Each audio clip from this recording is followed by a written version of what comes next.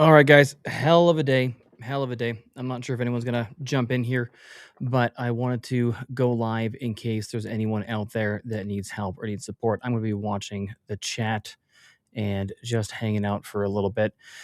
Essentially, Ben, myself, the whole team over at Bitcoin Mentor and BTC Sessions, we're working around the clock, around a lot with as well as a lot of fantastic and wonderful educators out there right now. So we actually don't have anyone to assist right now. We've been responding to emails all day, jumping on calls with people all day, myself, and I've got one of our other team members here, Michael Sutherland, that are currently available in, what's up, guys, and waiting in the wings. So essentially, I'm just throwing this out there as a way to touch base with you guys and see if there's anybody out there that needs help or support. So again, if you guys have any questions about dealing with this whole, yeah, what a mess, right? It's been just incredible. Questions, support, throw those in the chat, whatever you guys need. I'm going to hang out for a little bit. If yourself or anyone that you know needs help getting off of their cold card, appreciate that, Justin. Do reach out, Nathan, at btcmentor.io. Bitcoinmentor.io also works. You can hit us up on the website. My DMs are open for at the BTC Mentor. Ben's got his DMs open. Actually, I'll go ahead and open his here as well too. But we're just trying to help as many people as we can. So I figured I got a minute and I got no one currently waiting in the queue. So I figured I'd jump on and we might be able to help somebody. So again, if there's anybody that you might know, anybody that might need help, that's what we're here for. That's what we want to do. I'll stay on and trying to answer any questions. Yeah. Thank you, Jason. Jason, good to see you, man. Appreciate the support there. I think the team's all doing all right, all heavily caffeinated. I got a ton of nicotine right now. I've been feeling very paranoid since Thursday. Yeah, I completely agree. It's shaken a lot of people and shaken. I think it's the largest hit we've had to self custody probably ever. I know it's been absolutely crazy. Ben's seed signer video coming soon. Ben's got one up already. Let me go ahead and see if I can find that one, and I'll post it in the chat here. He does have a seed signer video still on the BTC Sessions channel. He's working on getting some more ones done right away. BTC Sessions seed signer, so we can get those up and make sure that we help you guys. DIY seed signer, got it here. Posting the link in the chat. You can search for BTC Sessions seed signer and it'll come up. It's DIY Bitcoin cold storage. How to build and use a seed signer is the title for the video. Okay, I got one guy coming in the chat. I can see Mike's on it. Dark Times agree. Yeah, Ben. So Ben's seed signer video, you can search. I'll show you here right now. Ignore the ad. DIY cold storage, how to build and use a seed signer. That one's from a couple months ago. What else you got? Sats card sufficient. I mean, not ideal for long-term storage, but the Sats card as well as the tap signer and the open dime were not affected. They were generating entropy in a different way. So those ones are not affected at the moment. It has moved on. So it is all of the cold card models after, I think it's 2022. So the cold card MK3 on version 4.0 and higher, as well as the MK4 and the MK5 and the cold card Q. From people that we've been working with, there is some MK3s out there that we have still helped and that were not yet swept, and we've gotten those off. So again, if you are on an MK3 and you think that like, I'm away, I can't get to my stack, there's nothing I can do, do not give up, do not despair, do not lose hope. We are still saving MK3s. That is actually still happening right now. And I saw American Hollow posting about this, and I had this exact same situation. I actually had a few people that I've worked with where they were away at the time and not knowing what the hell to do. Find somebody you trust to get into your house one way or another. Even just have them read you the seed words over Signal, throw it into Sparrow Wallet as a hot wallet, and just move it to another hot wallet. Like, now is the time to act. Do not delay. Do everything you can. Have your neighbor break a window. Things that we would normally never, ever, ever suggest in terms of like having someone read your seed phrase out over a phone, or hell, just snap a picture and send it over Signal. This is the time where we absolutely have to do that. So we are still saving MK3. So if you're away and you can't get to it, find someone some way to get to it. They're not all completely drained. At the same time, we're now starting to see passphrase wallets get hit. We had, unfortunately, a couple that were hacked that we couldn't get to in time this afternoon. There was one that was a two-word passphrase on top of an MK. I think it was on top of an MK4 actually, that had been sweeped. So my suspicion, I don't know this for sure. My suspicion is that now we have multiple attackers attacking from different angles. The thought process being there that if you see this exploit and you're a piece of shit and you're going to try and go after somebody's Bitcoin, you're probably going to assume that all the low hanging fruit is taken. You might try and start off on a different branch higher up, which is why I think we're seeing some passphrase wallets get brute forced, some low entropy passphrase wallets get brute forced and taken, although there's still some MK3s that haven't. Again, guys, I am watching the chat. Oh, sorry, I got to scroll down a little bit here.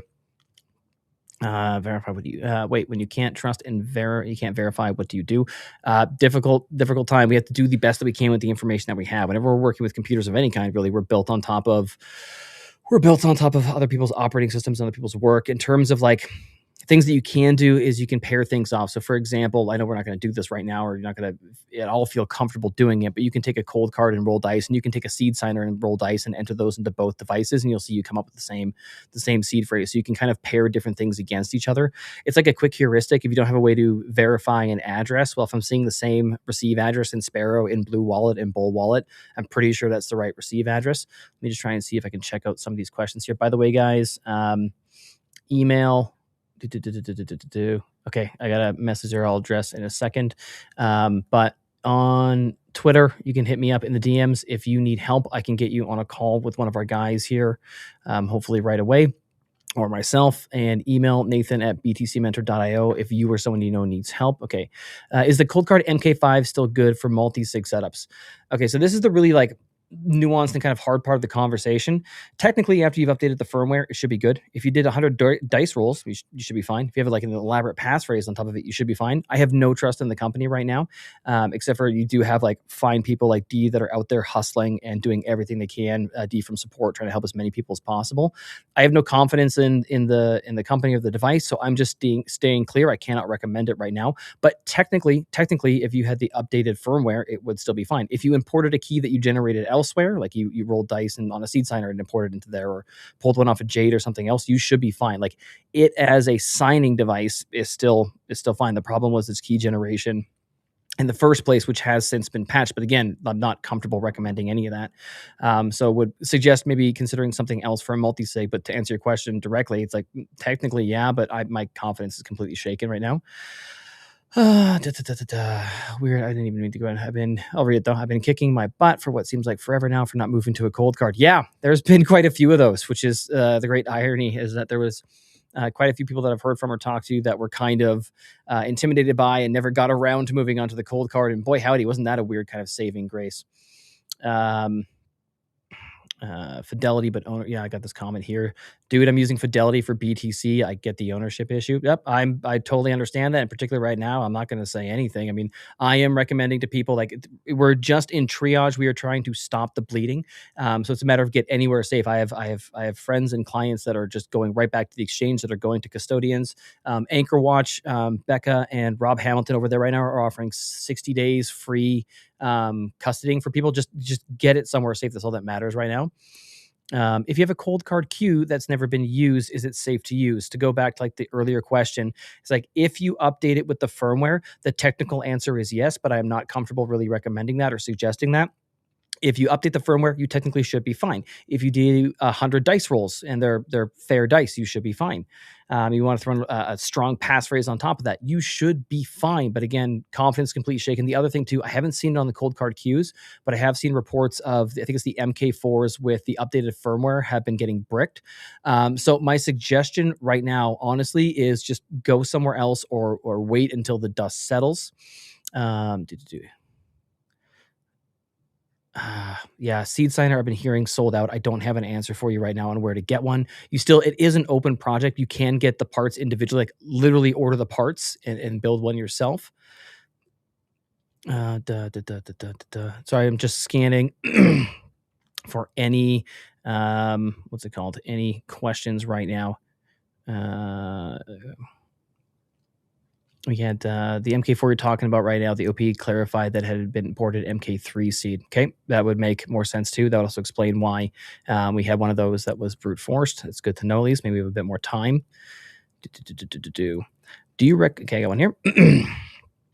Do you recommend Ledger Wallet users to not rely on their randomly generated passphrase and transfer the assets to Ledger with a newly created seed phrase generated by dice roll?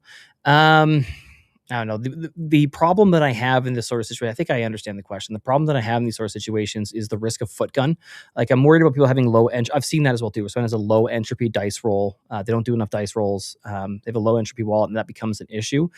Again, like what do we trust right now is completely in question. I know that everyone is combing over the open source code as much as they can right now, and I'm seeing people basically just pointing Kimmy 3 and spending a shit ton of tokens and looking over these things. I've seen reports that Jade is looking good. The only one that came up was there was, I think, some inheritance problem with Bitkey. Do you recommend Ledger wallets not rely on their randomly generated, I'm guessing you mean seed phrase, and transfer the assets to a Ledger wallet with a newly created seed phrase generated by dice roll? Honestly, on the Ledger, I haven't heard any reports of issues with entropy. I wouldn't think that there is one right now. I'm going to go ahead and say that you're probably fine. Everyone's freaking out right now. If you want to get to something where you have some user introduced entropy, definitely something to consider for the future, but I wouldn't panic. I wouldn't be rushing to do anything. I'd even probably start to consider something like using a passphrase on top of your seed phrase and getting comfortable using that. Passphrases are incredibly powerful, but they're very easy to use and they're very easy to screw up. So just make sure you practice with it. You know what your master fingerprint is and what you're looking for. Get very comfortable with it. Do some test transactions, but that could be a good way to go. Let's see if I can see any questions here. Also, again, guys, just check the emails.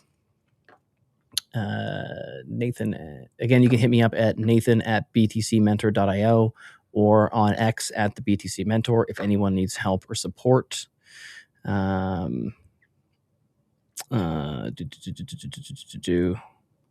Not our usual live stream, not the usual time, hanging out by myself, chilling out with you guys, trying to see if anyone needs help. Again, starting to see on the other end that I'm getting some people needing assistance coming through.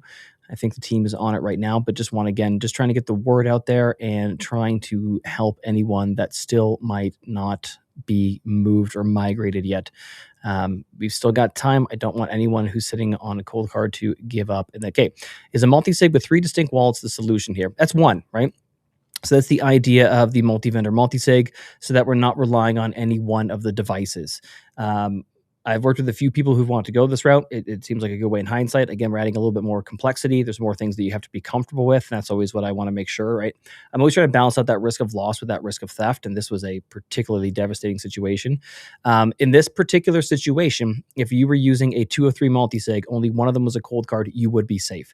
Essentially, that device then becomes your setup becomes like a 1 of 2. Multi-sig would be the way to think about it. But technically, you would be safe. That's the other thing I want to make a note of here, guys. If anyone out there has like a 2 of 3 multi-sig where two of the signing keys are in fact cold cards, something to be aware of if you haven't moved it, that when you send the transaction on chain, you're exposing the public keys, and the attackers would then have the possibility to do what's called replace by fee to sign a transaction, because then now they have the multi-sig, the way it's set up, kind of information. So if you're sitting in a multi-sig where there's a full quorum of cold card keys, so there's not full quorum, sorry, a full threshold of cold card keys, you want to get that transaction through something like Slipstream with Mara.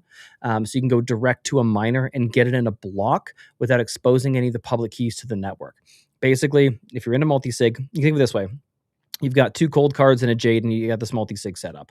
The attacker has both of your cold cards, but they don't have the information regarding the Jade. So they don't know how to construct the multi-sig. They can't touch it right now. But when you broadcast a transaction, you're exposing that pub key information of how the multi-sig is constructed.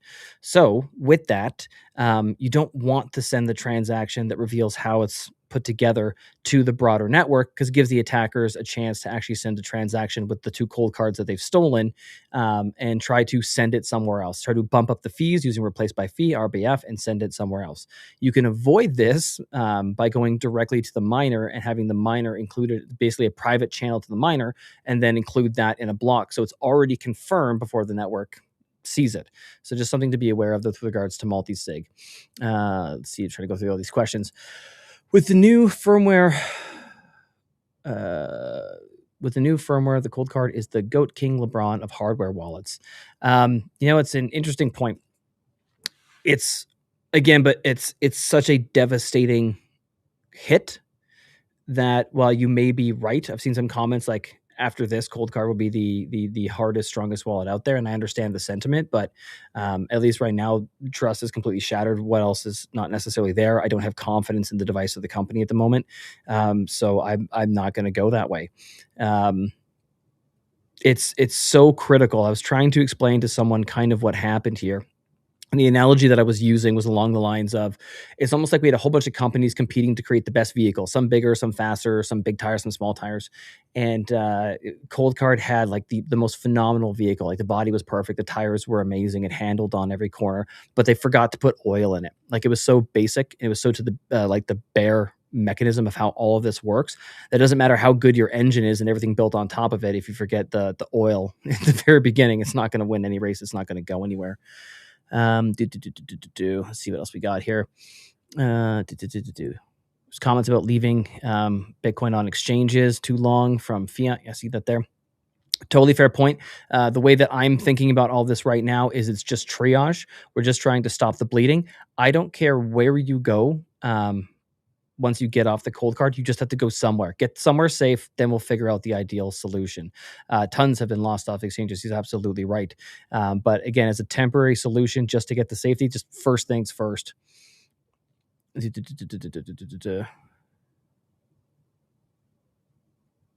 Sorry, just reading some of the questions. Let's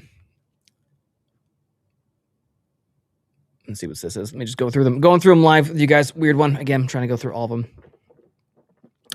If I do a 12-word seed on the seed signer, how many more extra words should I include in the passphrase? I was thinking of 5 extra with a number 8. Should I do 50 or 100 dice rolls? So, if we're going through the process of doing it, just do the 24 words, do the 100 dice rolls at 256 bits of entropy. It's probably the way to go. In terms of a passphrase, and again, this is where I'm balancing out. So in that particular instance, I'm not worried about like a low entropy wallet. If you've done 100 dice rolls, Catino dice, everything's looking good. In terms of a passphrase, I'm trying to balance out that risk of loss or that risk of theft. Something like, especially if it can be something that you can memorize, that your family can memorize, that your loved ones can memorize, but like a 6-word passphrase would go a long way and give you a lot of additional extra entropy and something else for them to break. I think it's reasonable to try and memorize that. With that being said, even a small, like the threat model I'm usually thinking about is somebody getting your seed words, not necessarily a sophisticated actor, someone stealing that. And so even a small passphrase buys you a little bit of time, especially if you do something like leave a little bit of bait money in the wallet without the passphrase. But that'd be kind of my first initial thoughts on that. Let me try and scroll down a little bit and catch up on some of the Sunday greetings. Oh yeah, it's Sunday. Sunday greetings, guys. Just looking at the email in the chat right now, just making sure that everyone is taken care of. I can see our boy Michael Sutherland from the team going hard and making sure everyone is taken care of.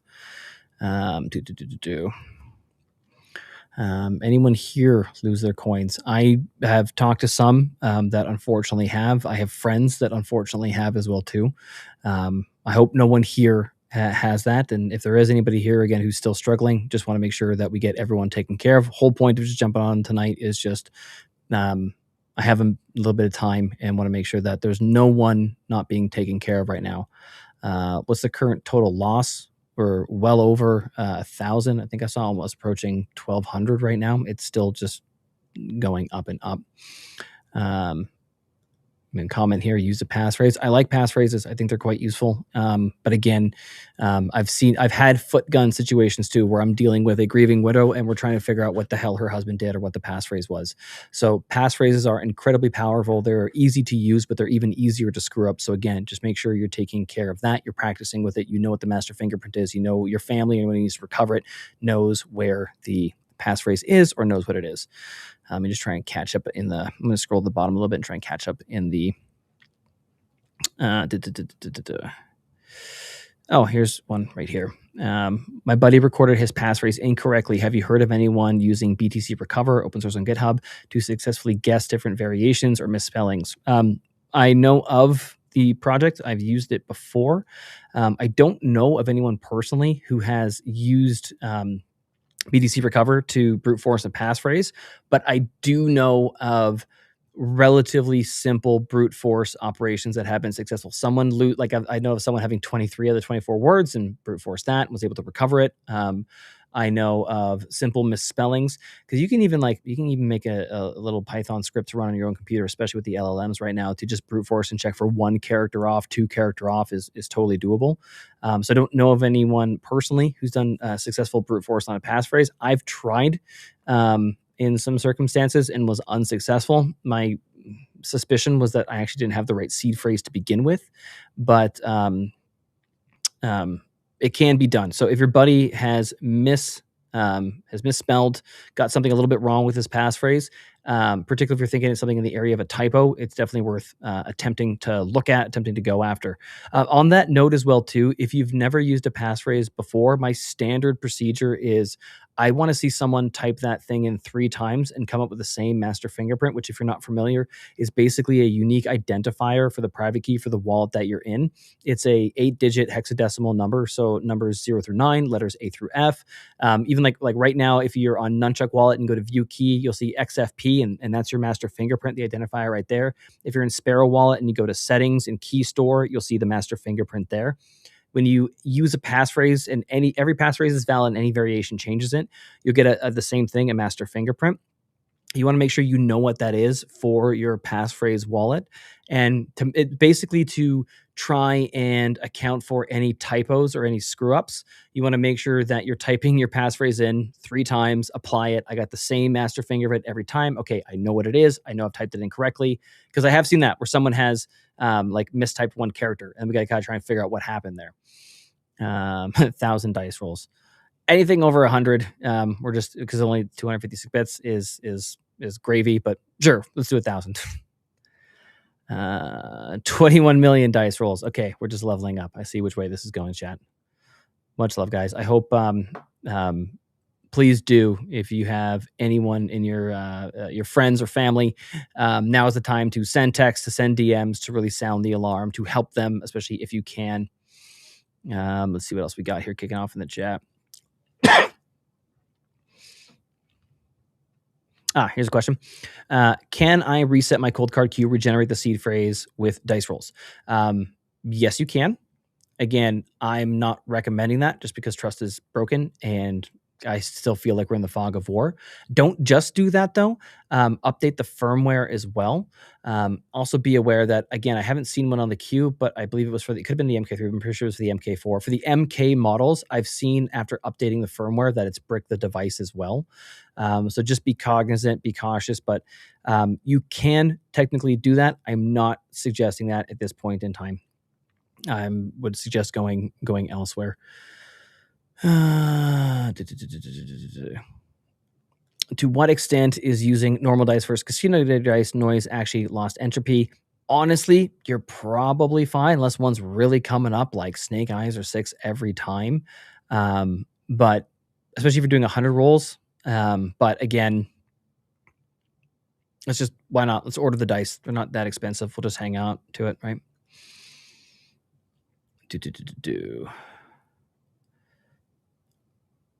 Checking out the chat, trying to catch up, friends.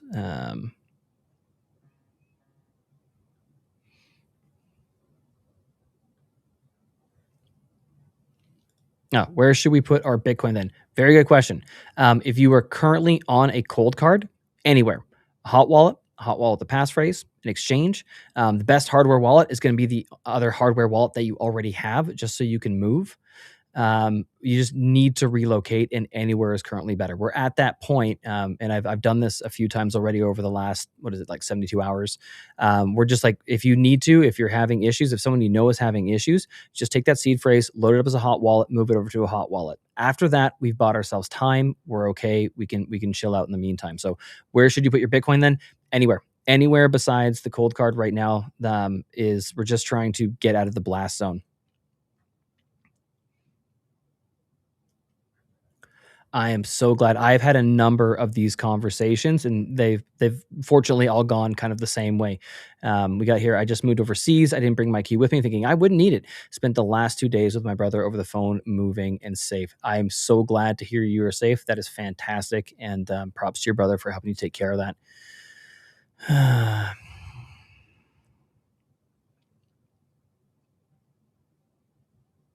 Are we taking bookings right now? We're just working for free. So, Dave F5916, the team is working day and night to make sure everybody is taken care of in a safe place. You can email me at nathan@btcmentor.io, or you can hit me up on X at the BTC Mentor.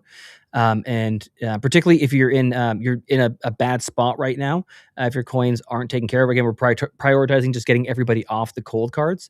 But we are, of course, taking bookings. But right now, we're just working for free around the clock to try and make sure that everyone's taken care of. So if you still are on a cold card or need help or you need just a quick check, just send me an email, man. I've gone through most of them, and I'm happy to answer any questions. Email and X are down in the description down below.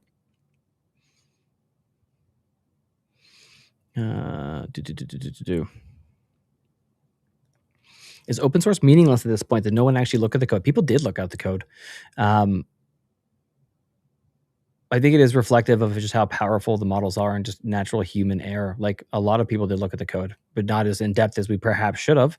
It was a single line. I'll see if I can maybe find it in a moment here, but it's basically like a single line error that went missed for 5 years. It was along the lines of, I forget the exact way it was done, but it was almost like the code was asking for, is this thing on versus is this used? I'd have to go back and check it out, but it was basically a single line of code, which if you've ever done any coding before, I've done some. I studied computer science at one point in time. I'm not a software engineer or anything. It just wasn't for me. I didn't really like coding, but like, I remember in like learning and in small projects, just pulling my hair out to find that it was just a stupid comma that I had missed at some point in time.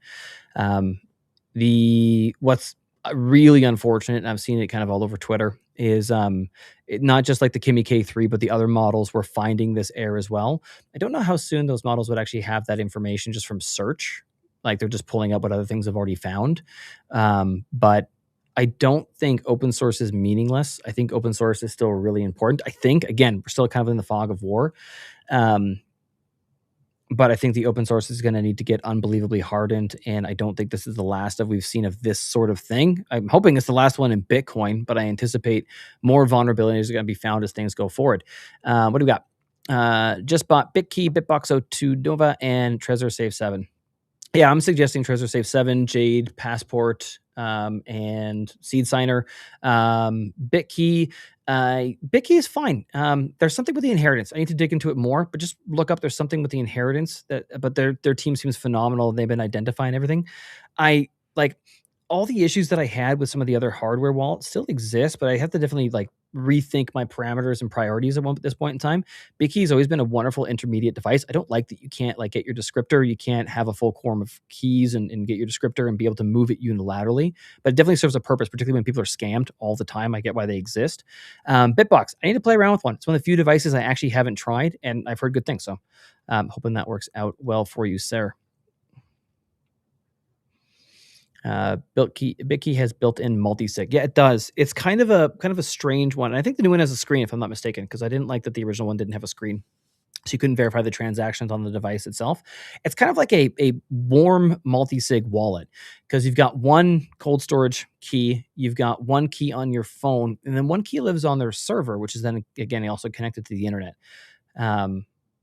But hey, they didn't fuck up right now, and their customers are fine. So definitely a model I need to think about a little bit more and kind of reevaluate. Always liked it for someone brand new getting in. It's very anti-foot gun. You can't really screw that one up so much, but it's not necessarily as powerful, especially if you can't get the descriptor and move unilaterally.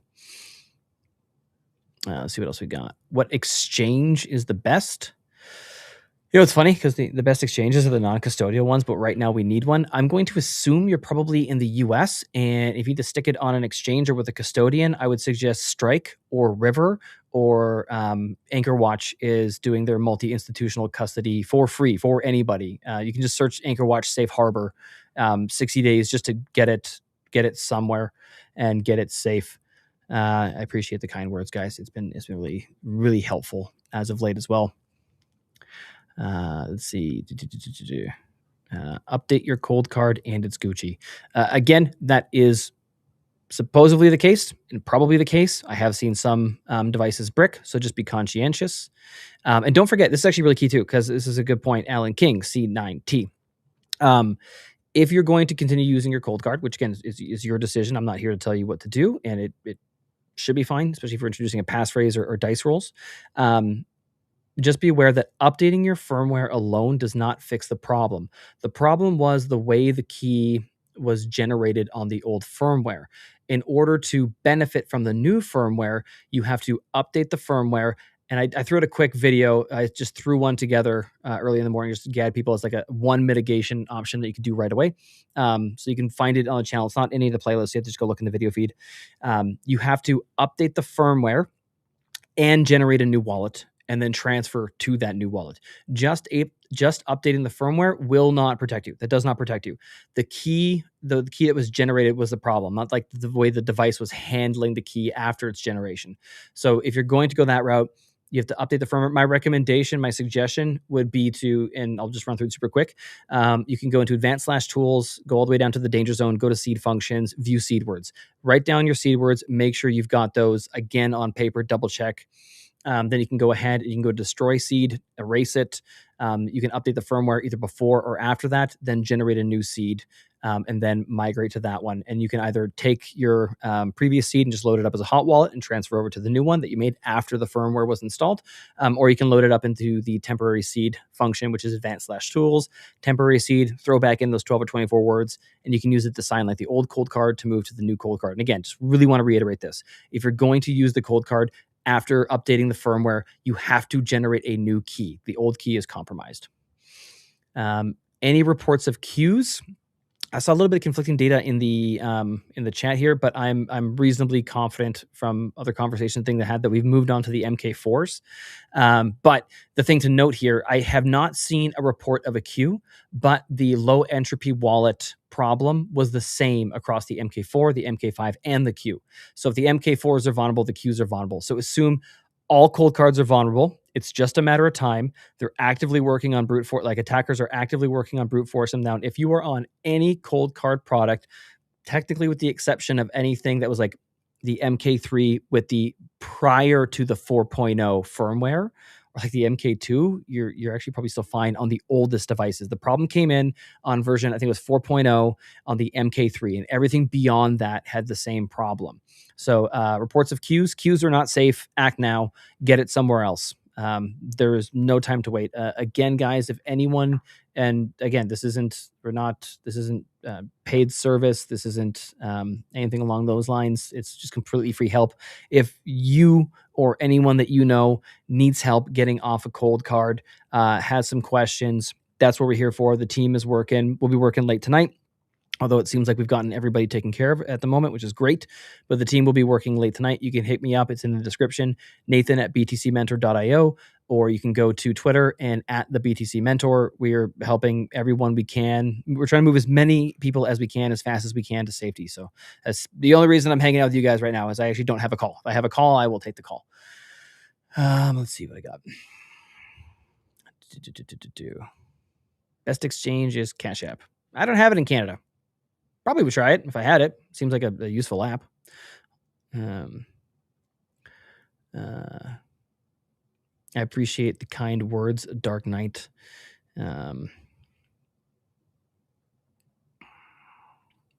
Fiat saying Tangent works good for me, diversity and spread it around. Right now, Tangent Wallet is way better than a cold card, and anyone who's on that is fine in the interim. Not a fan of it for the long term. The issues that I have is that you can, like if you physically have the card, you can interrupt the rate limiting function. So you can just kind of brute force the password. Additionally, there was one point in time where their support was sending seeds unencrypted, I think basically over email. And it's multi-coin. It doesn't have a screen. However, and I've directed people to do this in the last few days, if you have a Tangent wallet and you're on a cold card, get everything off of the cold card onto the Tangent, right? Don't let perfect be the enemy of good right now. I'm going with Seed Signer, buying the parts soon. I'm glad to hear it. It's a wonderful learning device too, if nothing else. Go for it. Keystone Pro 3, have not played with one. Haven't heard anything, neither good nor bad. Can't comment on that. Again, everything's better than cold card at the moment, so give it a shot. What other wallets allow dice roll? You've got ColdCard, C Signer, and I think is it Keystone? I think Keystone might be the other one. There's a third, but I'm blanking on it at the moment. I imagine going forward, I hope we're going to see more wallet support user generated entropy, whether it be like grabbing, like shuffling the crap out of a deck of cards, flipping a flipping a coin, rolling dice. Funny enough, I think it was the open dime where you actually could drop like random files off your computer to get extra entropy, user input entropy, which is a cool way. I think there was, I mean, with the open dime, you could have like taken a photo and like thrown that in there. I feel like there was something that also took photos and then took random pixels from the photos to get additional user entropy. I'd love to see something like that go forward. I don't know if there's a reason why it wouldn't be more widely adopted, where basically you can just like snap a bunch of photos of shit and that's going to throw in some extra entropy. I imagine we're going to see, because the problem is that the like if everybody has to roll 100 dice in order to hold Bitcoin, it's going to make the already difficult battle of self custody that much harder. So I'm very interested to see how user like the BitKey is trying to do that. They're trying to give you like great multi-sig custody with a easy user experience. There's some trade-offs in that, but I understand it and totally stand, and I can get why they're doing it. I think we're going to see a lot more ways of incorporating user generated entropy, and I look forward to it. Did people actually lose funds? Yep. We're beyond $88 million worth of funds lost at this point in time. I'll see if I can find the tracker. I think I've got it here somewhere. Let me see if I can pull it up for you guys. It is a lot. I've got it, I think, somewhere in a chat. I'll see if I can pull it up.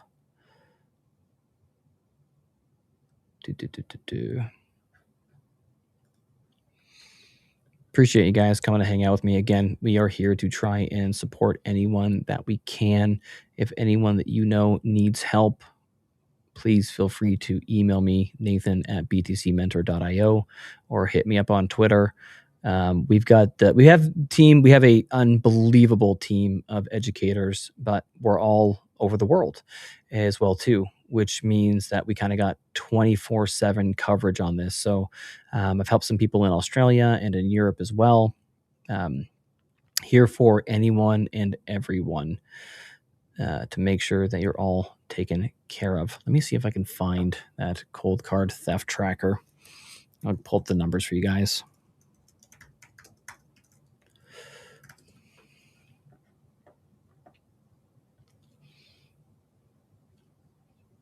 What's the latest data?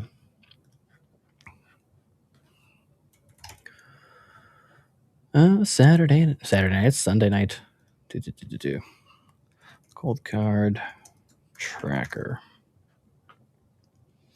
Got it. COLDCARD. So it's COLDCARD dash. You can go to coldcardwatch.com. It's coldcardwatch.com. I'm going to pull it up right now. And this is why I'm doing this stream right now with you, beautiful, wonderful people. Let me just make myself a little there. Go like that. No, other way. Switch us. Boom. That's not helpful at all. There we go. We'll do that. So we're currently at 1,366.9 BTC stolen. Reading as 85.9 million. I guess it just went down in price. But the easiest, lowest hanging fruit you can see on the left there, that's gone. But this attack is not over. People they're now on to more difficult wallets. All right. They're going after simple passphrases. Which is why I'm here with you guys right now, because and that's why I'm advocating for you and anyone in your friend circle, like text people, text groups, reach out to friends, try to talk to as many people as you can. There are people that don't know that this has happened, right? They're not on Twitter. They're not on YouTube hanging out with us. They don't know this has happened. We still need to get the word out there. There are still funds that can be saved. So yeah, it's just absolutely crazy. Let me just try and catch up on the chat here.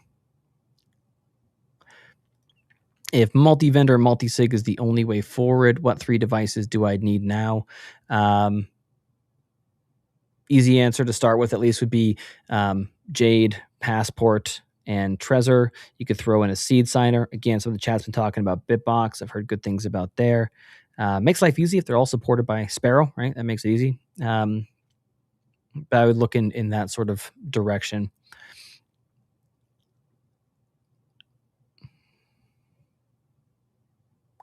Okay.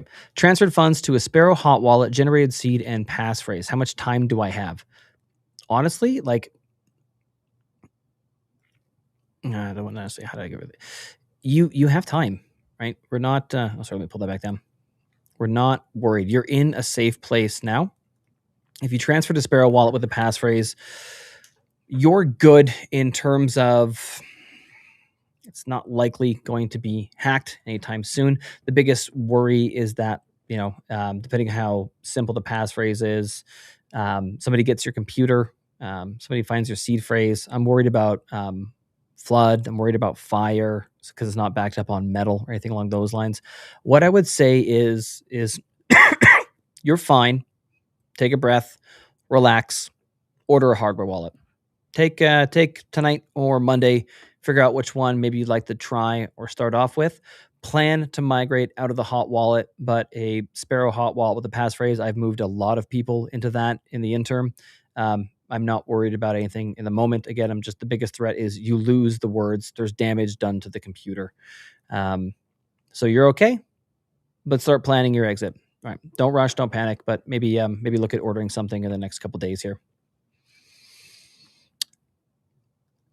Only other devices I have are cold cards. Yeah, I feel you. I have, I got a whole bunch around me right now. It's crazy. Appreciate the kind words, guys. They're saying the cold card serial numbers were also stolen for each device. Interesting. I haven't seen anything on that. There was something I haven't verified with regards to, like, if you had the serial number, then the additional bits of entropy, the additional bits of entropy that you were getting on the later models was related to the serial number. So if you had that, it's the same as the MK3, but that would require having the device also in hand. So not verified, but interesting to see that.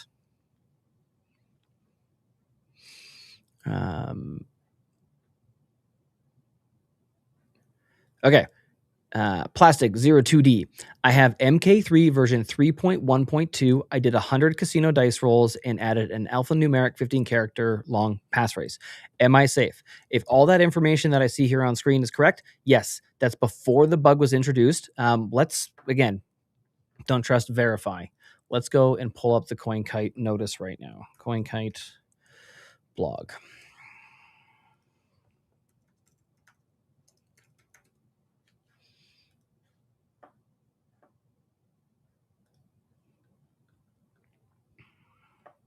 Okay, so it's version, by the way, it's not version 4.0, it's version 4.2. I just pulled it up, so let's just double check. So, with the information that you've told me there, and because you did dice rolls, right, and the passphrase is a good additional little protection, you are in the clear, right? Again, trust for me is broken, so I'm not sure how long I would be comfortable staying there. I'd probably be looking at maybe moving somewhere else, but that's almost more emotional than it is logical. If I just go purely on the technicals, update August 1st, 2026 at 2:35 p.m. Funds controlled by seeds generated on the effective firmware are at risk. The seed was created with out at least 50 independent private dice rolls, and the funded wallet is not protected by a strong, unique BIP39 passphrase. And when I say strong, I'm saying like 6 words. Fixed firmware versions are now available. Okay, so for the MK2 and MK3 version 4.2.0 or later. So you on the version 3.1.2 are fine, and having more than 50 dice rolls, because 50 gives you the 128 bits of entropy, like your 12 words, you are fine. You have nothing to worry about. You should be okay. Don't stress.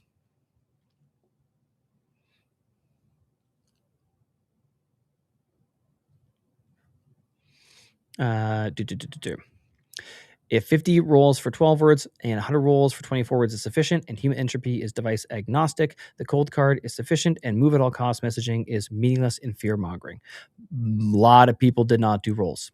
We don't have time to get into the nuances in terms of Now's not the time for me to throw up a title that says, like, "If you did XYZ, you're totally fine, but if you ever" like, I'm just trying to get the message out to everyone as much as possible.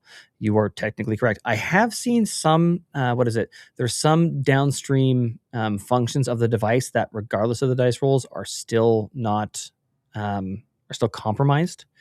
Um, I have heard of one case. It's not verified. I have heard of one. It's not verified. So I have heard of one case that the dice roll should have been at 50 or were close to 50, and they got swept. Um, Again, that could be not remembering all the dice rolls. That could be, some other error going on there. But everything right now is get out of blast zone, abundance of caution. Right. I'm seeing this again here. You know anything about the rumors that CoinKite revealed the serial numbers of the wallets? So it'd be the serial numbers of the devices. Um, I have not heard that. In all fairness, though, it is very well could have been making the rounds or something on Twitter today. I have been in, like, head down, sending out emails and jumping on calls. I very well could have missed it. Brad, I think that's the line of code there that you're pulling up for me. Thank you, sir. All right, let me just make sure. Oh my geez, I got to catch up on some of these comments. Let me stop sharing for a second. Yeah, is he reading the chat on X? I am. I am falling behind on the chat, but I'm trying to skim over it and answer any questions.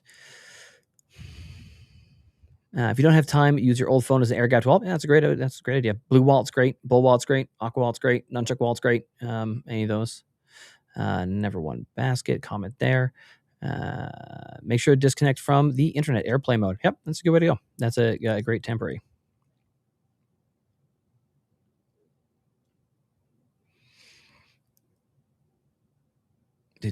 I am scanning the comments to see if anyone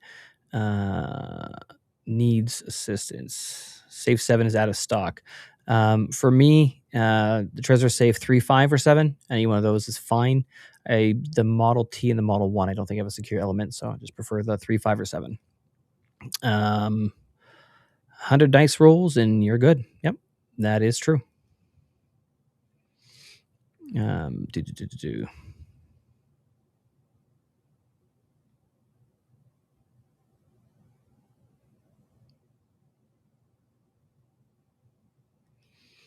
Setting up multi-vendor, multi-sig, and have someone you trust.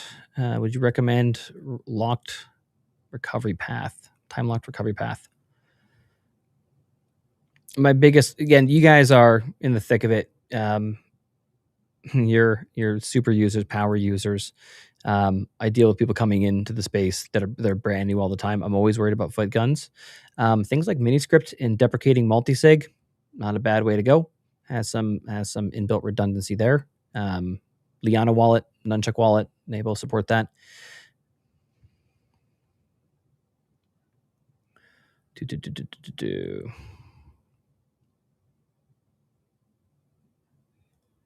Thoughts on multisig using Seed Signer, Crux, and DIY Jade? Yeah, I got no problem with that. Be a fun weekend project too.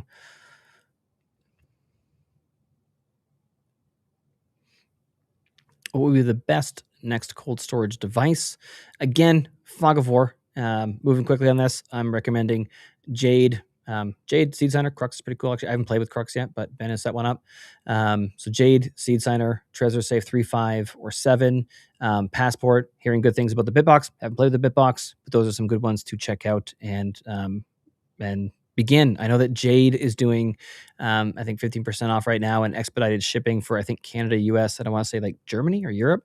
BitKey, I think, is also doing like next day shipping or something.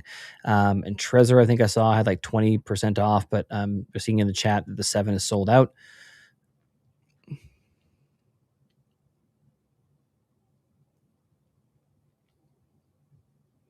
Yeah, I'm seeing some heart-wrenching comments.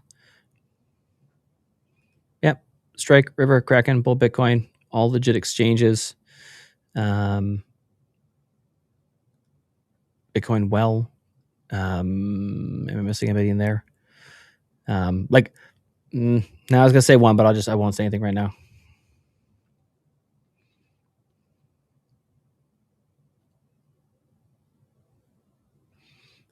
Thoughts on Casa? Their team is out there working hard. Unchained, Casa, Anchor Watch.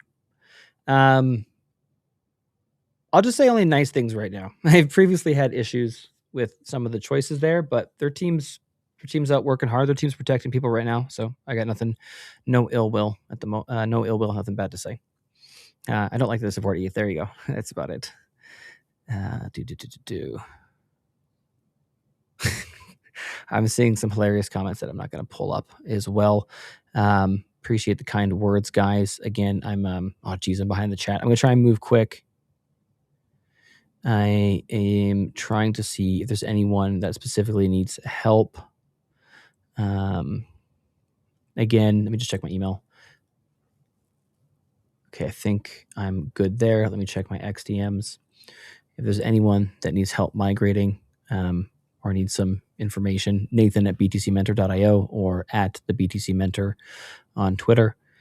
I got to say that it has been absolutely heartwarming to see so many people out there tirelessly working day or night to help other people. I'll highlight one. Let me see if I can find one guy right now.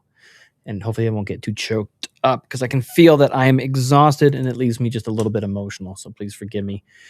I know we talked about it publicly, so I'm going to pull it up.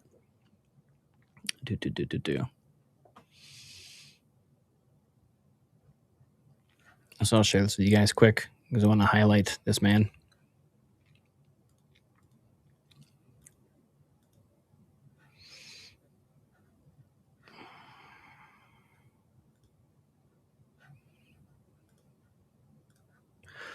Berta Hoddle.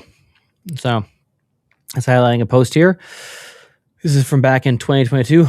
Old Uncle Jim made an appearance today. Another learning curve. Goodbye, Ledger. Hello, CoinKite and ColdCard. March 24, 2022.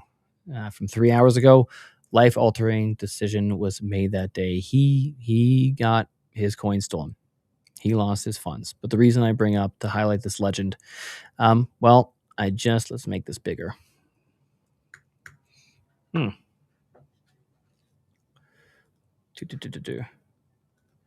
Might have to bounce in a second, getting some calls. Sorry, team. But I just wanted to highlight this. Well, I just helped a guy with the queue that I gave him and 12-word seed phrase, moved his BTC, felt like a small win. So he lost all his, and he's still out there helping people get to safety. And so I just wanted to highlight that. And I'm hoping that we keep seeing more of this. I love seeing this in the community, and I hope that where everyone's doing everything they can to help everyone. Again, even just sending out that warning message, trying to let people know. Oh, Bitbox 02 has dice roll feature. I'm gonna have to get my hands on one of those to check it out. That's wonderful to hear. Thank you for highlighting that.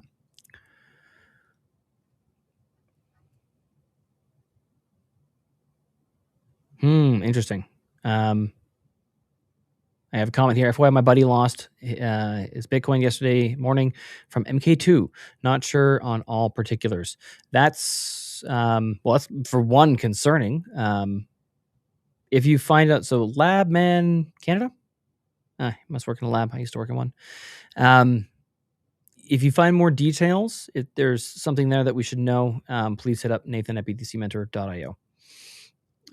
What kind of drum kit do you got behind you? Tama is Imperial Superstar. It's my Tama drum kit that I used to tour with there. And then the other one on the other side was actually the one I had when I was a kid. And so now my kids use it. How paranoid should we be if we're using Trezor? Never set up passphrase. Okay, so this is an interesting point.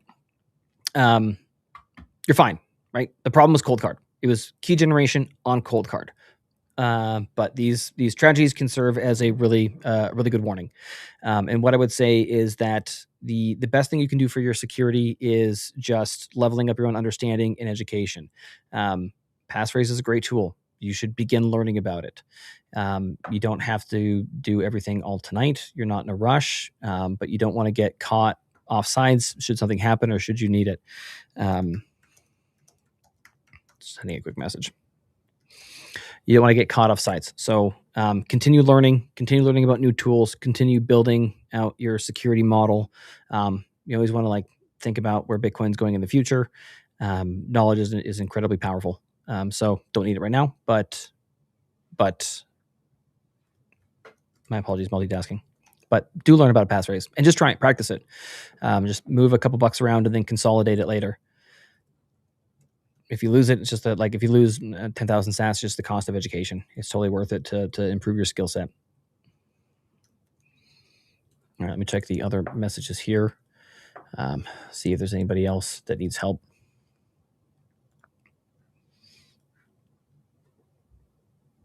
Oh, CCI uses the camera for entry. That's what I was thinking of. Thanks, guys. Oh, beauty. I got some reinforcements coming in here. Beauty. That'll help me. Let me grab him the link.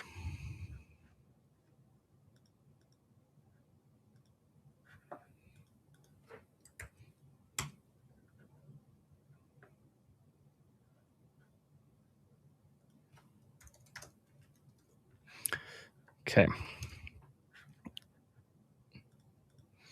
Working my way through the chat. I might have to go grab a beer if Brandon's coming in.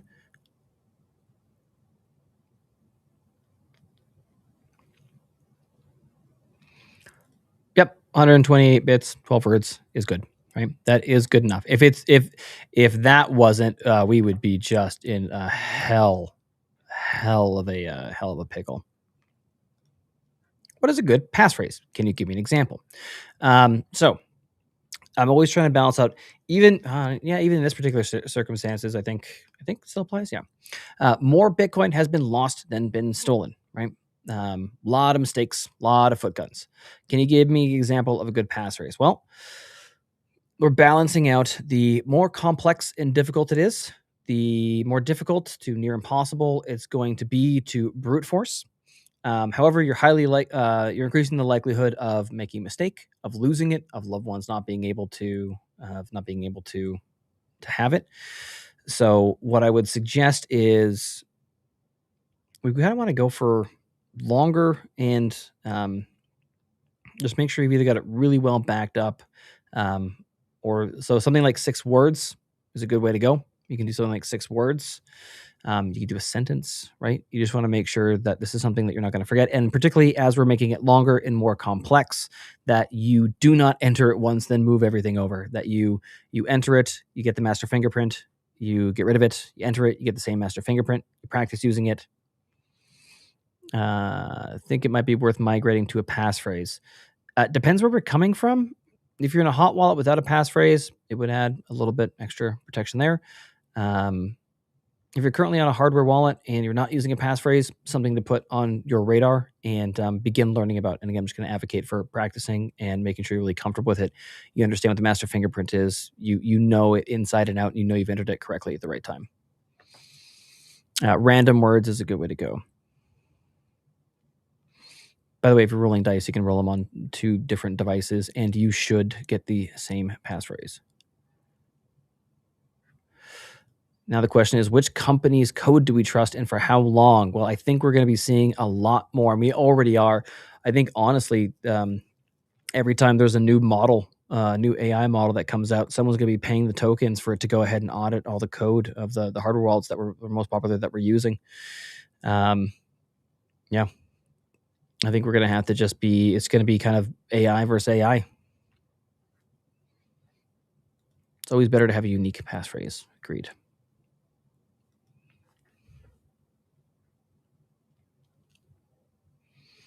Seen a lot of roll dice and 6 to 12 word passphrase. That's a strong way to go. This man's going to save me and let me go get a beer. I'll wait for his camera to pop on. We got friends joining in here.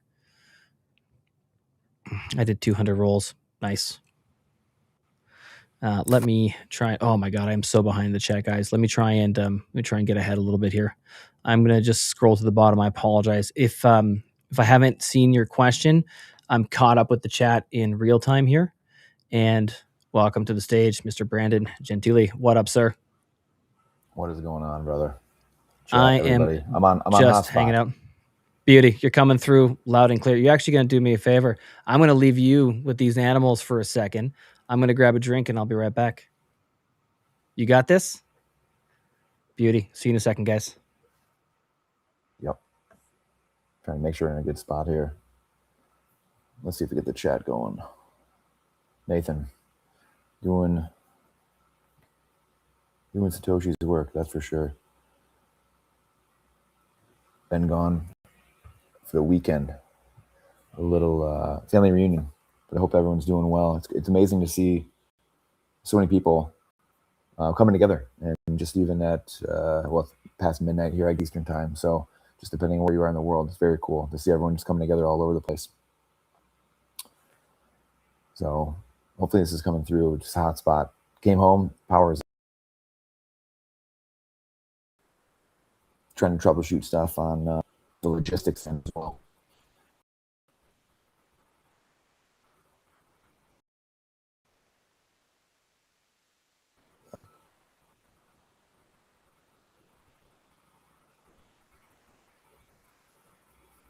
Yeah, the dice roll I talked a little bit into, but the dice rolls is really interesting because for so long that played, anything that was like physical entropy was just downplayed for years. So I don't know if anyone else remembers that, or I'm just like thinking of random things. They're just coming into my mind for some reason. But I swear that was really just not really looked down upon, but it was just something that was not like highly of. And boy, how things change, I guess.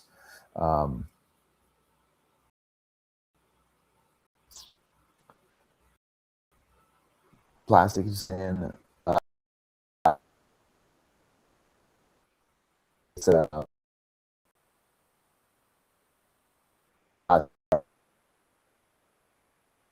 it rains, it pours. When it rains, it pours. But anyway, yeah. When Nathan gets back, we'll troubleshoot the Wi-Fi more. There we go. What is good, bro? Good, brother.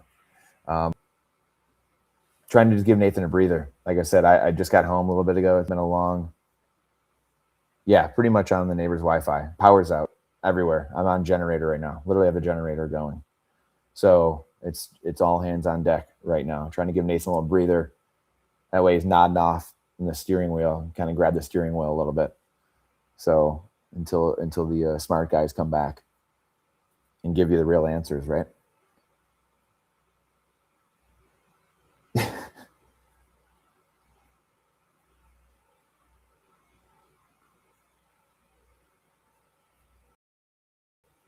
All right. Baxter, how are we making out? What do we got? Decent. But the stream is saying my hotspot's not doing the trick though. So damn. Yeah, I know. So I might have to troubleshoot a little bit of the Wi-Fi. We get power's out. So came home. Was in Canada. Yeah, I was gonna say, what's going on with that? Go ahead. Kill your camera. Your audio's coming through fine for me. So kill your camera. Okay. And so we don't have like Walker during the lightning storm. We'll just go with the voice, and you should be fine.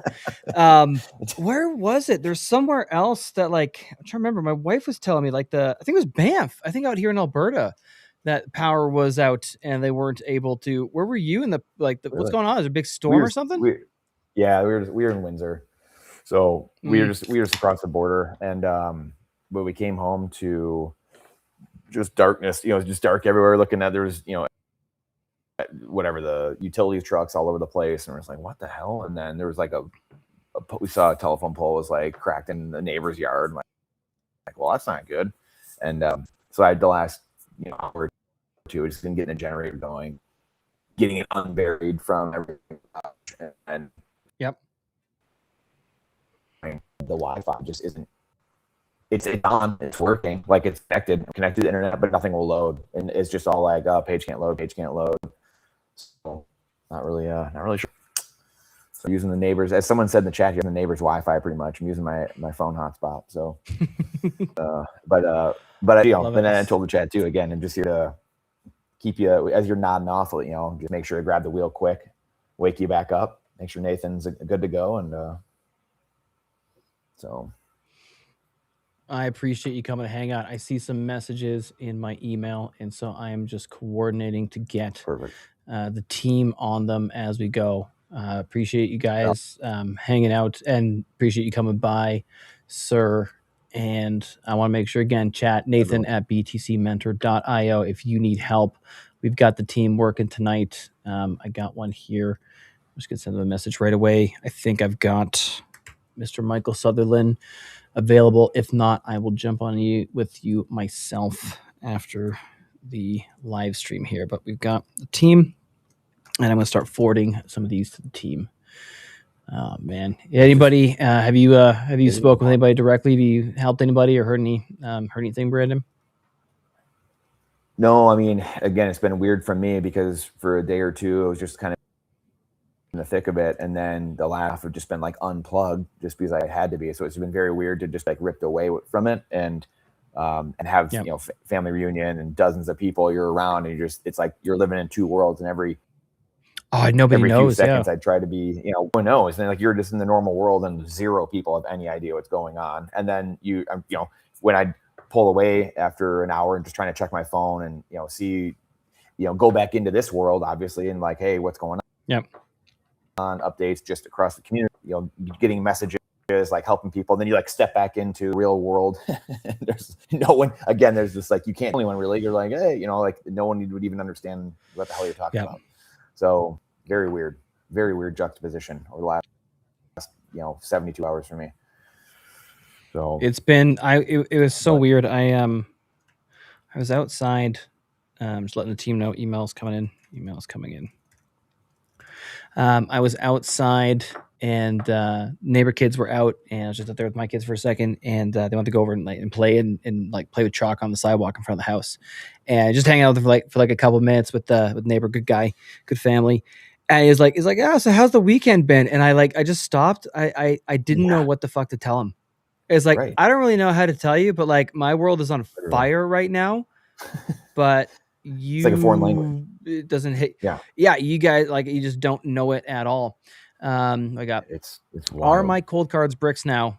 Like, someone actually asked me this earlier. Like, what should I do with it? Like, I can totally understand the sentiment of like just tucking out that thing in the trash right now, but don't. Like, it's still a signing device. You still can have it as like an emergency backup. Let's say you switch to. I heard lots of people talking about Bitbox. You're using your Bitbox and thing craps out on you. Well, you can load the seed phrase that you generate on your Bitbox into your old cold card and then use that to sign. So even if you don't use it going forward, you might as well wipe it and leave it in a drawer. And then you got that option. Brandon, look into getting Starlink, man. You got some comments coming directly. You need some Starlink, but you're not at home right now, are you? Yeah. Oh, you are? No, I am. The power's out. And then so like the Wi-Fi is up and running, but it's not connecting, and who knows? I didn't have any time to look into any of it. So, but yeah, Starlink noted. Have looked into it. Was going to get it a couple of years ago when we finally got, and then I just never pulled the trigger, but I need to. Just generally. How was the family reunion? It was good. It was good. It was good, man. It was nice. Yeah, it was really good. I mean, it's nice to get a break in a sense of just take your mind off of this stuff as well, obviously. So that was just very, very nice to have that. And weather was good. And I got one question here. On the queue, I updated the firmware, generated a new seed, and added a passphrase and migrated the funds to the new seed. Am I safe? Technically, yes. Yep. Like, I have no reason to think that you're not. The firmware fixed the bug. You should have the full entropy, and you add the passphrase on top of it. Would I consider repeating the process with some dice rolls in maybe a couple days? Yeah, I would. Would I consider still moving to a different wallet? I still would. I wouldn't feel comfortable, but I know how to pronounce that. Barrich214, you are, in my opinion, and from everything that I'm reading and understanding, and even recommending as a possible mitigation strategy, you are safe. Particularly, I hope that's a strong passphrase. Again, I'm leaning towards something like 6 words right now, but you are safe from the information that I have in that comment there. Brandon, I'll get you to watch the comments for me. I'm going to nail off. I am getting a couple of emails coming in, so just making sure these people are getting support. Perfect. Beautiful. Yeah, I got another email right here. I've gotten so many emails from other people saying that they are here. They are, in the words of Mr. Brandon Gentile, they are picking up the muskets and they are ready to help. And I just got another one from Dale over at QuickBoots, which is just fantastic to see.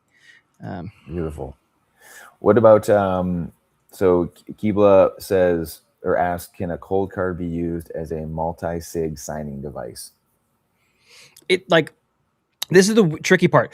Update the firmware, it should be fine. Use dice rolls, 100 dice rolls, you should be fine. Update the firmware, use dice rolls, and add a big passphrase on top of it. Totally. I wouldn't feel comfortable have it as a threshold for a quorum right now. But again, if you update the firmware, if you do 100 dice rolls, technically if you did 50, but if you just do 100 dice rolls, you're in the clear. I'm just in no way comfortable recommending that right now in the fog of war. So I will very much say that is not a technical answer so much as is an emotional one. This has been absolutely catastrophic. Mm-hmm. So I'm not going to suggest that, but I will say from everything that I understand, that I'm reading, that I'm seeing, yep, I see up to 1,432 Bitcoin stolen right now. Like, Jesus, cover the kids' ears. I'm not sure they're not up at this time of night. Jesus fucking Christ. It's just been absolutely, it's such, go ahead. In the attack process, yes. Like how far has it stretched to, which the versions? Give me a quick update on that. I'm trying to get back into things over, like I said, over the last 36 hours. Yeah. So I've seen some conflicting data. Some of it comes directly from our team. So I'll actually just pull up the chat here in a second, but, the low hanging fruit is done.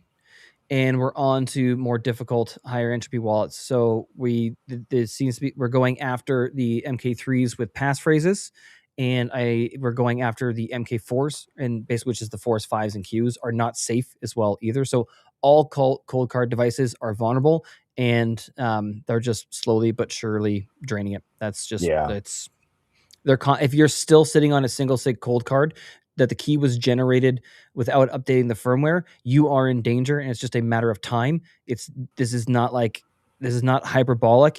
You need to fucking move right now in any way that you can. Like today was the first day that we didn't get to people in time. Thursday, Friday, Saturday, rescue after rescue after rescue, which feels great.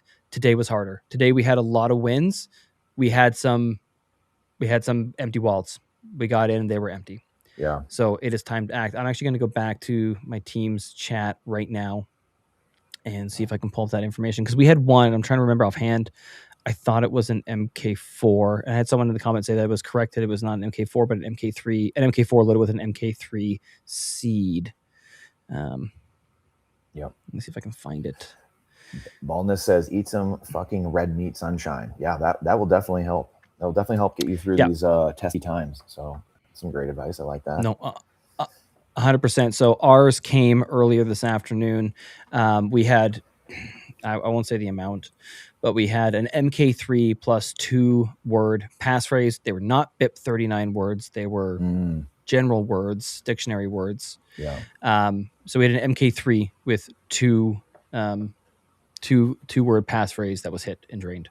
Dang. So they're on to that. That's why we're seeing the slower grind up, but it's still going. I saw the chat say 1432 right now. This might be behind in terms of the amount. I'm not sure where it's pulling data from, but just unreal. Let me just catch up on the comments here. See some familiar faces, which is always nice to have. Yep, this is the point that I've been hammering here. Hot wallet anywhere is a million times safer than any auto-generated cold card seed right now. Yes, 100%. I don't care if you go to an exchange. I don't care if you go to a hot wallet. I don't care where the fuck you go. Get off the cold card right now. It started Thursday evening. That's right. Thursday, I don't even remember. I think Thursday. Yeah, Thursday night, Ben and I jumped live to try and get the word out immediately at that point in time. I'm not even sure if we knew the extent of what was compromised. Just that it was MK3s was confirmed at that point in time. It's been unreal. I was saying, so I was gonna ask a question. It says it was an inside job by a former employee at CoinKite. I bet. I was gonna see how long it takes Brandon to tell me it was the city of London. Yeah, well, that was been thinking that for a little bit. I mean, you got, obviously I sent you guys stuff this weekend just while I was thinking of stuff, a way of just, what could it be? It could be inside job. It could be, is it other, people in the industry? Is it, governments? Is it, it's a very odd timing, not odd, right? It's ironic timing with Clarity Act and the soft fork, like all these things that are all just seemingly coming to this moment. But like you even said, some of these things, they just, that's kind of how the universe works at times, right? Kind of come together for whatever reason, because I don't know, humans need to come together and unite for some reason, or whatever it is. Like, you just don't always know why these things happen the way they do. Um, and it's It's very interesting. But you're already seeing a ton of conspiracy. Obviously, I was jumped in it. Like I said, I got home and just people left and right, and you're like, oh boy, that took a day or two, and Bitcoiners are already at it. So it's wild. it's yeah, when it rains it pours. It just feels like everything piling up at once, all Yeah. on Bitcoin. My my thoughts at the moment, which are not substantiated, if I'm just purely speculating, I have a sneaky suspicion that this really was a low, let me say, a not very knowledgeable person about Bitcoin doing the attack. I don't. It's like I mean, I don't have 16-year-old proof one way or guy. the other. Yeah. I don't think it was. I don't think it was an inside job because the person who was Mhm. doing it didn't seem to be very knowledgeable in terms of Bitcoin. So, what am I talking about here? One, it seemed to not be sweeping anything under 0.15 Bitcoin. They were, I think, both lacking in depth in terms of addresses, as well as I believe as soon as it was, because you were seeing that people, their wallets were being swept, but not everything. And I think as soon as it was Right. hitting a gap, like you went next wallet, so derivation path M840005 was empty. It didn't look at 06.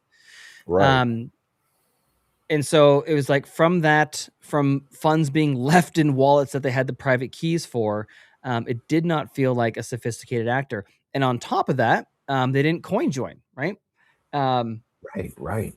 I would anticipate a sophisticated actor. It appears that they identified the largest wallet, so they waited until they had some information and then basically Mhm. went after them. They did some recon.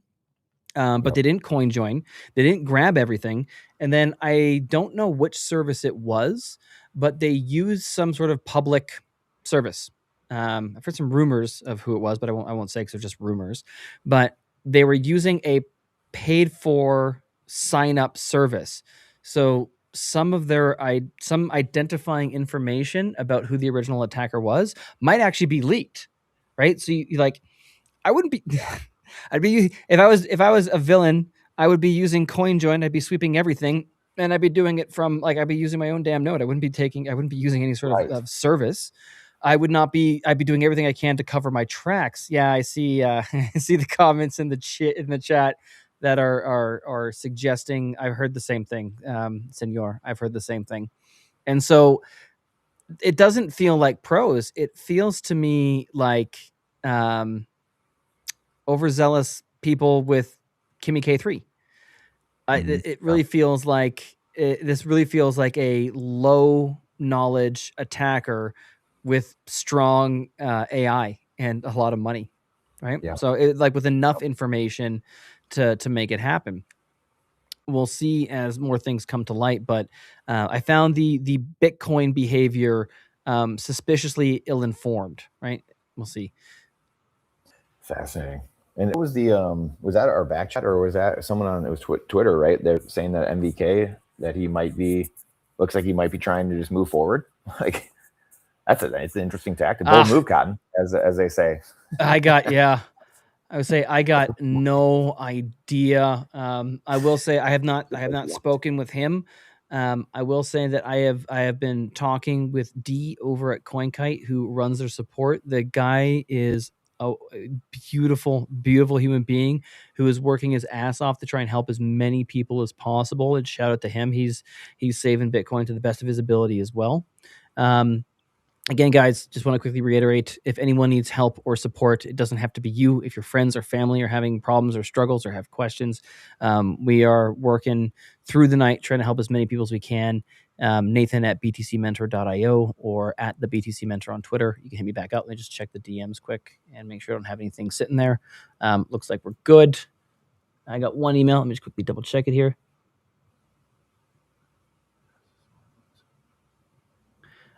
Okay. I got one guy. I'm going to pass to the team. I appreciate it, team. I don't know if these latest emails are coming in from the people checking out the live stream, but that's why I'm here. What if I still use my MK4 and just generate another seed from another wallet? I'm you technically fine, right? Sorry, I was going to say, like, covered before. I'm happy to answer any and all questions, answer the same question over and over again. We're here to help people. If you use your MK4 and just generate another seed from a different wallet, so the seed was not generated by the MK4, or you update the firmware, and do 100 dice rolls, and every one of those situations, the vulnerability is accounted for, and you're safe, right?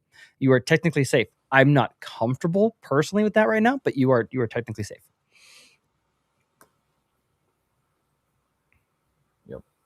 How about I just threw one in the private chat. I see here. Yep. Yeah. Okay. How do you set up your family that doesn't understand Bitcoin for success in a case you kick the bucket?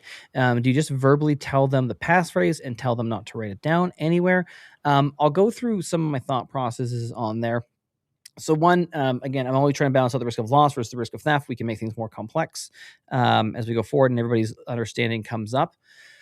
So I don't even know if any other hardware wallet supports this, but you could do something like combination. Like I used to use, again, there were a lot of tools on the COLDCARD that I really liked. It sucks that they couldn't fucking get entropy right, because I used to use the seed XOR function all the time for these sort of things.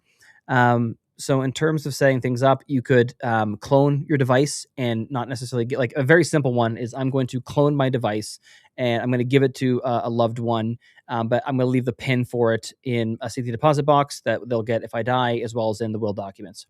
So they have a key, they just can't access it because they don't have the pin, and they get it after your death that way. Similarly, right, you can use it, leave a passphrase in like a will and testament or in a safety deposit box, and give them a seed phrase or one of the one key out of the multi-sig, something along those lines. So, for example,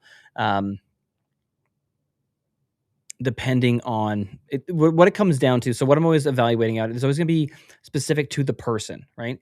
So who do they want involved? When do they want them to be able to have custody? And what kind of secure locations do we have, right? So you could have 3 kids and you give each one of them a key, and if anything happens to you, it's a 2 of 3 multi-sig. They can come back and grab it.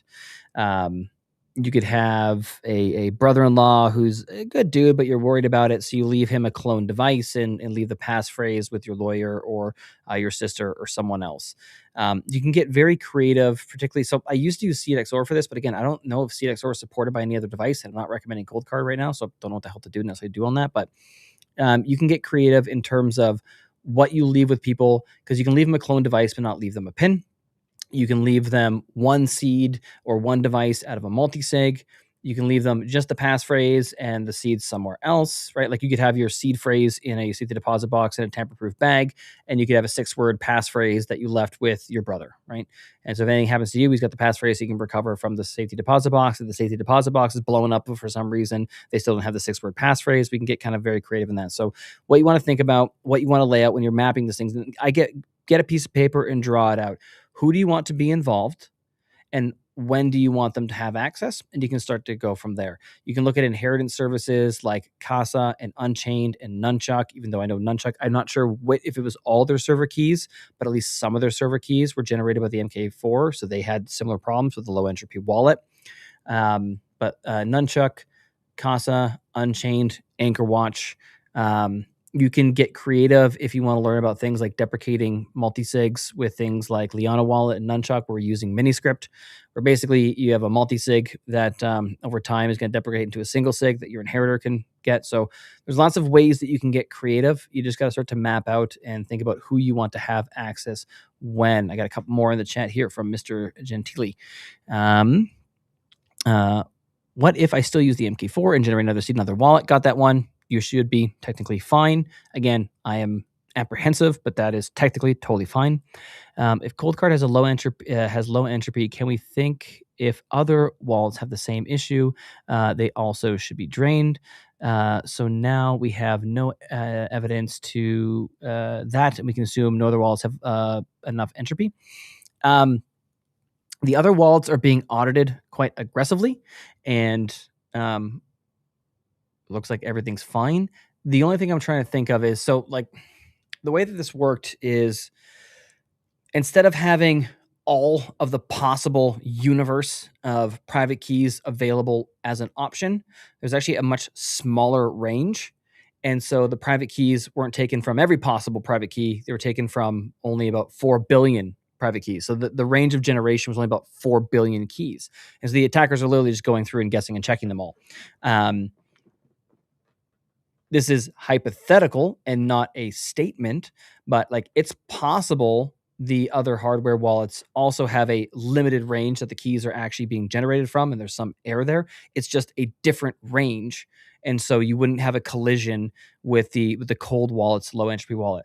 That is not the case. I have no reason to think that is the case. I don't believe that is the case. It's just it's technically true, but you can damn well be sure that every other hardware wallet is auditing the living fuck out of their code right now with every bot available and every senior security and software engineer right now. How do you prove cold card implementation? The dice roll, for fuck's sakes. Good question. One way that you could do it is you can. Well, there's online tools available. So there's kind of a couple different ways you want to do it. How do I trust the dice roll with the cold cards? We don't want to trust, we want to verify. You could have a cold card and you could have a seed signer and you could roll the dice and enter it into both and you'll get the same answer at the end. You could also take your cold card and I don't know what they are offhand. You have to go and find them. There are online tools where you can enter the dice roll and get the same seed phrase at the end. Now, if you use the online tool, do not use that seed phrase. This is just a proof of concept. So I could roll my dice with the cold card and an online tool and get the same seed phrase and go, okay, it's doing it correctly. Don't use that key. Do not use that key because you put it into an online tool. But that's a way to verify that the device is doing what you believe it's doing. Then roll the dice again for a new one that is not entered online. Just check in chat here. I can see some more messages coming in. Let's see here. A friend moved from a single SIG MK2 with a passphrase to his second wallet. He has now commingled non-KYC with KYC. Thoughts on fixing this mess? Ooh. Kind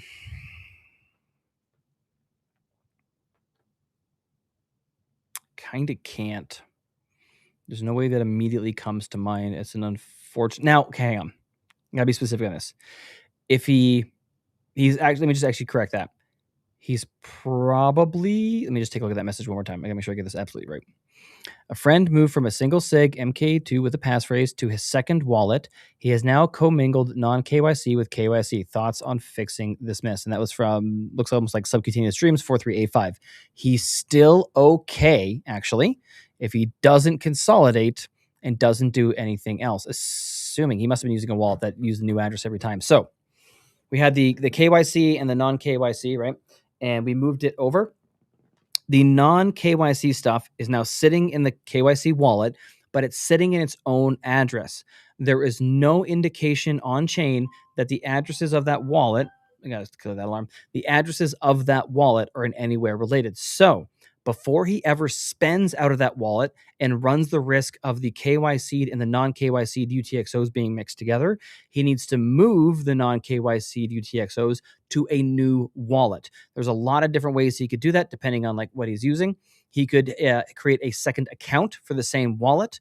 And the way that you can think about accounts is kind of like putting up a divider in a safe. They're all within the same vault, but we're just making sure that funds don't mingle. So assuming he's in the 0 account, he's in the default account, you can create the account number 1 and move those non-KYC'd UTXOs to account number 1. He could use a passphrase if he's not using one, or a different passphrase, and then move the non-KYC stuff or the KYC stuff, doesn't particularly matter. Move one of them to the other wallet to separate them so you don't accidentally mix the funds when we're spending them. He could get a whole another wallet. It's not necessary, but he could get a whole another wallet if he just wants to kind of keep it easy and make sure he doesn't accidentally mix it up. But like accounts, passphrase, or another wallet.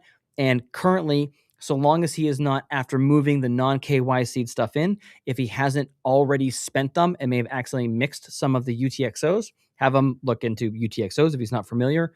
In terms of coin control, coin management, I really like Sparrow. He could import the wallet into Sparrow and literally go down to the UTXO tab and just look at the most recent transactions that came in from that non-KYC'd. You can select just that UTXO, send selected, send the whole thing to a new location. I see BIP85 in Coleman's. I think that's actually, I think you're telling me the site, if I'm not mistaken, and I believe you're correct, of where we can check dice. BIP 85 in Coleman.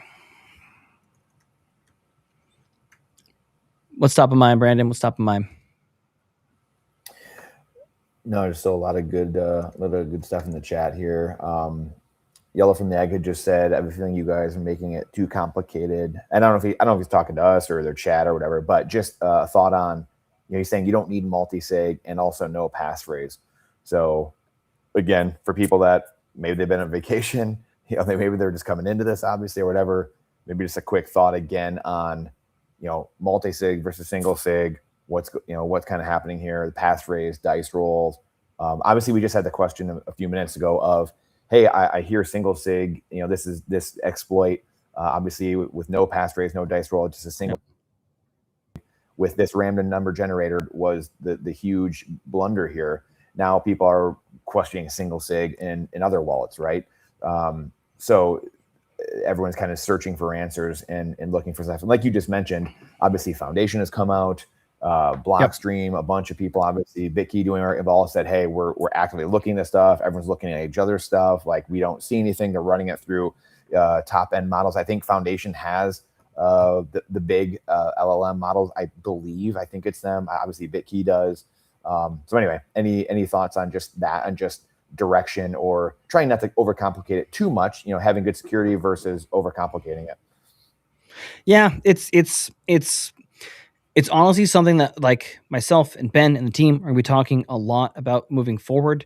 Like, yep. Where do we kind of put the bare minimum in terms of self-custody that we want to recommend, that we want to stand by? I saw some comments there about BIP85, 100%. Forgot to mention that one as well too, with regards to keeping your UTXO segregated. You could use accounts, you could use passphrase, you could use second wallet, you could use heuristical deterministic wallets, BIP85, child wallets from your master seed as another place to plug in those non-KYC coins. In terms of, are we making it too complicated? I'll say this, it's like, I don't know right now, but I do think that is definitely an important criteria in the sense that we do not want to make things unnecessarily too complicated.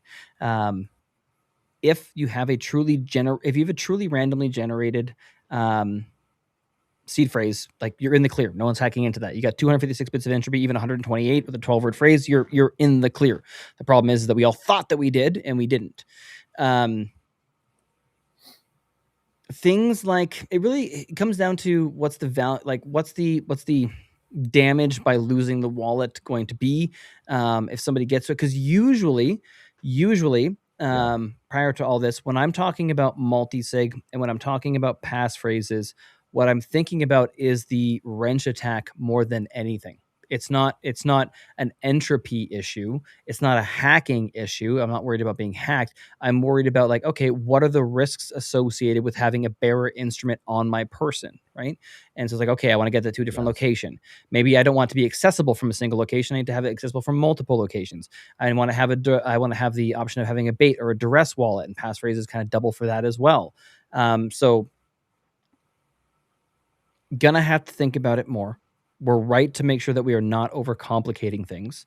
Usually when I'm talking about these, what I call like more advanced setups, it's dealing with the risks associated, the physical risks of having bearer instruments. Let me see. What else do I got in the chat here? Yeah, while you're looking at, I threw one or two in the private chat there, so just peruse those really quick. But yeah, Drinks had said, passphrase, and again, I think it was Zach, or no, it was Seth for Privacy, I believe, who had done a write up a while ago about the 12-word seed phrase, and they had just reposted it, and he was just saying like, yeah, this is one of my most favorite things I have done, and the entropy associated with the 12-word, where it keeps it minimal and not overcomplicating it, and they found that. Yep. Doing the 24-word really there wasn't this outsized benefit. I have not been able to read that yet, so I'm actually very interested to go look at that. But Drinks was just saying passphrase with the 12-word seed is just fine. You don't need dice or multi-sig. So kind of, again, edifying what you're saying, but also that article from Seth for Privacy is a very interesting one, I think, for people to check out. We have never have your passphrase stored with your seed. It negates most power it has. I completely agree. One of the other nice things about a passphrase is it's also something that you can kind of hide in plain sight sometimes. It's you don't have to like it's not coming from a set list. It can be anything that you want. So you can sometimes leave that one kind of hidden in the open. Or again, you're just picking something that you, your friends, whoever you need to be involved, knows it and can memorize it. With regards to like 12 versus 24 words, I would get that question all the time as well too. Generally speaking, I deviate more towards 12, only because I'm thinking about that risk of loss. There's less that can go wrong. It's easier to possibly memorize it. It's more than sufficient entropy. Because the way that I'm looking at it in terms of the ability for some, again, if it's not a 4 billion range, and we have all the possibilities for 128 bits, I'm looking at it as kind of like your odds of getting it is like 1 out of infinity or 1 out of infinity times 2. Like we're already at the point where we're sufficiently random and impossible to guess. Let me look at some of these other questions, and I do see some Yeah. emails coming in, which is great to see these. Yep. Oh, I see someone that needs help. I'm going to jump on that one in a second. Yeah, Plastic said, you want to be paranoid. And again, of course you do, right? You want things to be manageable and easy enough so things aren't overly complicated necessarily. But at the same time, I think it does have to be said. The one thing I keep thinking about as well is that as Bitcoiners, we believe that Bitcoin changes you, right? And so there's part of that as well. And there's a responsibility in that from all of us of, we can't just act like the average fiat person. These are these responsibilities that we take on and we shoulder. And so you have to be paranoid. Only the paranoid survive. And really getting to a place where, just becoming a different person and having it level you up to operate at a different level. You can't be a Bitcoiner and operate at a fiat level anymore.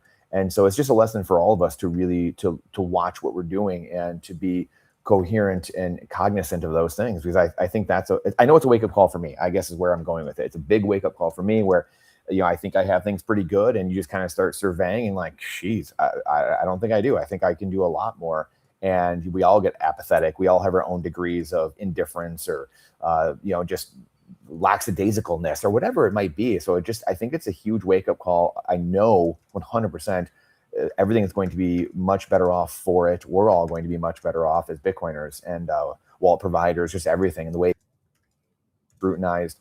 And again, it sucks that bad things have to happen. But how many times have we talked about this, Nathan? Like, it's going to get worse before it gets better. Like, humans have to touch the stove, unfortunately. And here we are. And it sucks. It's terrible. And but we're going to be better for it. We will. That's the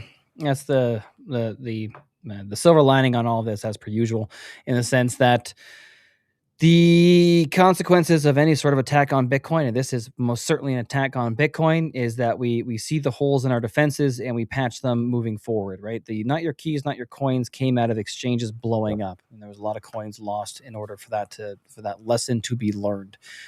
So unfortunately, we've got another lesson learned here that, like, it'll be interesting to see how we kind of audit things going forward. Like, is everybody, before they buy a new device, I'm gonna take, like, at least go to like the LLMs and be like, hey, can you tell me if this thing has any vulnerabilities before I buy it? Right? Is that just kind of the world that we're moving towards? Sure. Or again, the idea of having user generated entropy, like pictures, like dice rolls, and throwing that in there as well. It's unreal. There will be it's always the beauty of the free market as well too. There's probably some solutions that you and I haven't even considered right now or haven't even thought of, but we're gonna have new solutions going forward. Yeah, and I think where the other part I want to say too, which is I kind of left out there as well, is I was telling my wife this earlier. I was just thinking of, she's an attorney, and she sees in that world obviously a lot of litigation in the sense of just people suing each other. You come across a lot of it as an attorney, even though that's not really her world that she deals with. But it just, whenever I always try to look inward. And the thing I want to make sure as Bitcoiners, obviously people are emotional. Everyone's emotional. Everyone's on this spectrum of emotion. So I empathize with that and try to give myself grace and everyone else grace. At the same time, you have to look inward. You have to, and like, how could I be better? What can I do to be better all the time? And you see it a lot in the litigation world where people are doing things that's always passing blame on other people. And that never makes us better. That almost never makes you better and levels you up. So I just want, you're seeing it in the community, right? You're seeing people sniping at each other a bit already and just things like that. But that doesn't make anyone better. Like that does not make any of Yep. us better, and it doesn't level any of us up. And so we got to be very careful during these emotional times and just going forward that, hey, all looking inward, how can I level up what I'm doing? How can we be better? And we're human, but I just think that's going to Yep. be a big point that I know I'm going to be harping on a lot going forward. So just looking inward and not passing. Because once you say, hey, this shouldn't have happened, it's someone else's fault. Well, that's great, but now you have no agency over your life. You have now shirked anything in your life that could have leveled you up, and now it's on someone else, and now your life is in someone else's hands. And that's just not a way I operate. If I massively F up or whatever it is, I'm trying to own it. Like, how could I have done better? And so that's just Of course. kind of the ownership that I think we all need to be on.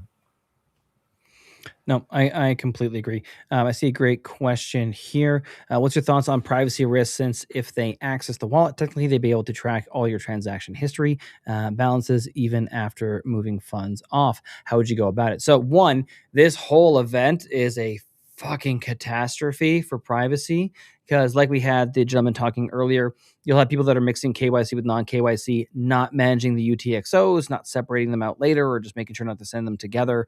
And again, we're just trying to do damage control. I know a lot of people that I have people that I know that have just sold, right? They just said, fuck it, I'm out right now. And I don't blame them. But going on to an exchange, so they're KYCing themselves that way. You'll be consolidating a lot of stuff. So you'll be giving away user data in that sense as well. In terms of privacy, we had to act. It was almost like we were all hiding in the bushes, and then a bomb was coming, so we just had to get up and fucking run. And so a lot of shit has been seen. There'll be a lot of the on-chain sleuths. Will see a lot. The going forward in terms of privacy. Let me just check your message coming through here right now. Okay, got it. Going forward in terms of privacy, what can you do? CoinJoin, right? So a few things. One, some easy low-hanging fruit. You can utilize things like Liquid and Lightning that give you a little bit of inbuilt privacy there. That's a great way to go. And then also I quite like Wasabi Wallet, and there's a fork of Wasabi Wallet called Ginger Wallet. Both of those you can utilize CoinJoin to regain some privacy there, where basically you get a break in the chain of custody. So that anyone looking backwards, they can't see behind the coin join, and anyone looking forward can't see beyond the coin join.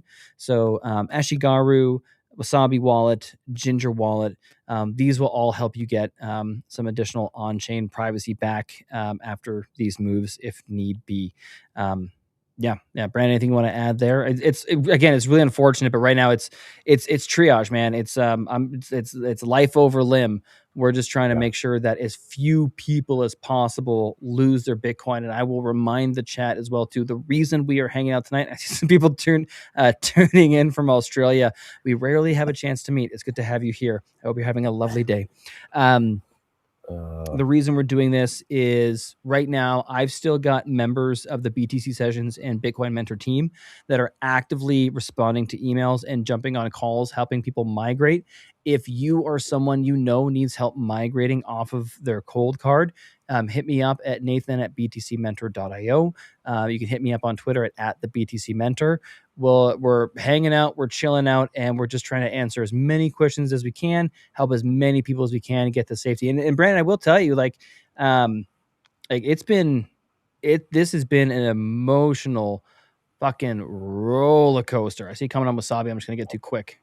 Yeah. Wasabi CoinJoin was blocked in the US a while ago, I thought. So I'll leave that up there. With regards to that, they sunsetted the coordinator. If you go find Ben's tutorial on Wasabi Wallet, he's got it in the description now. And you can find them posted, I think, on Nostr. Crew.io is the one coordinator that I know of that a lot of people use. The coordinator that Wasabi was running during the whole kind of like Lightning and Samurai Wallet issues stopped running a coordinator, didn't want to be an unlicensed money transmitter was the concern. But there are basically people in the wild anonymously running coordinators. So you can still coin join, and they are also for Ashigaru as well too. It's got Whirlpool backup. So Wasabi was no longer running, you can get basically a URL for another coordinator, and it is up and running again. I've used it; it works great. And then there was somebody that was originally on the Wasabi Wallet project that is now running a fork of it called Ginger Wallet, and they're running a coordinator for that as well too. So Ginger Wallet, Ashigaru has Whirlpool again, and I don't know if they renamed it though, if they call the Whirlpool something else. And Wasabi Wallet, even just the latest tutorial from Ben has the how to connect to the coordinator. I see you threw me one in the chat here. I could be making a dumb statement. I'm trying to learn. There's no dumb statements tonight. Joey's not here. But looking at the advances in technology and AI, I can't see how a 12-world seed phrase by itself being safe forever. It really comes down to just computational bandwidth, right? So it's as long, and the question is, was it truly randomly generated? So the issue we had here is that it was actually coming from a small select range. As long as you have all those possible possibilities of the 128 bits, if we're at 256 with the 24 words, that's a 77-digit number. For context, there's more possibilities of private keys than atoms in the visible universe. Like, it's a stupid, unfathomably large number, so long as we're actually picking from all of the stupid, unfathomably large number possibilities. So again, the problem here wasn't the cryptography or the math, right? I know we're using signatures. The problem here wasn't the math behind it. It's that the math wasn't being utilized properly because it wasn't actually random. In the same way that you should never pick your own seed words, in the same way that humans aren't random. So if you're going to roll dice, you should not. Oh, by the way, disclaimer: if you're doing a dice roll, do not like be random. Like, I'm going to just pick my dice rolls. Not random enough. You must actually roll dice, right? You humans, we suck at random, so you must actually roll dice. Could this be a concern going forward? This is where the whole idea of like the quantum threat comes into play, which I am still incredibly skeptical of. But if it does, then we need to look at having moving to new addresses, new address types. But I think as is the proof right now, the risk isn't the math. The risk is poor implementations, not doing what they're doing, and humans not being aware of it, and then they're kind of discovering it, and someone taking advantage of it. I see a comment: 12 words are not future-proof, assuming quantum will be unusable in 5 to 10 years. I don't agree. I mean, I hope I'm right in particular, but I do not think that quantum is the threat that people think it is. And one of the biggest giveaways for that, at least right now for me, is that the exchanges reuse addresses. If those that custody a shit ton of Bitcoin are still reusing addresses, which means the public keys are on chain, and they're not worried about it, then I'm not worried about it. And the example that I use is people telling me that, climate change is going to boil the oceans and sea level is going to rise, and they're buying beachfront property. Until I see them selling the beachfront property, I'm not too worried about it. Yeah, it's such a great point. The other thing, do you find it interesting? I won't say odd, but I'll say interesting that for years, and again, unless I'm just losing my mind, I feel like dice rolls and the physical entropy and some of these different things. Now I'm missing one on the top of my head, but those things were kind of just looked down upon. Passphrase, yes, thank you. And they were just like poo-pooed in the community for years, and it was just kind of like, and I get the simplicity part, right? We just talked about simplicity and some of these different things, but that's also why I mentioned, again, if you're taking this responsibility on and Bitcoin changes you, and we talk about transformation a lot, becoming a different person, all these different things, at the end of the day, again, I didn't get into Bitcoin 10 years ago right away because of what the security, the wallets, all that stuff was nerve-wracking to me in the sense of like, I just like, okay, whatever. So I get that a lot, right? But it's getting over that hurdle and realizing that it is simple. Now, again, if you have the RNG, the random number generator, things not working like they should, of course, like there's going to be things that happen in life, whatever. But that, and not to downplay that, right? But just the very act of, hey, if you use a cell phone, if you're doing some of these things, you can self-custody. And someone commented earlier, that is still to me, and really what gives the network value to be. If you don't have self-custody in Bitcoin, might as well just get rid of my Bitcoin.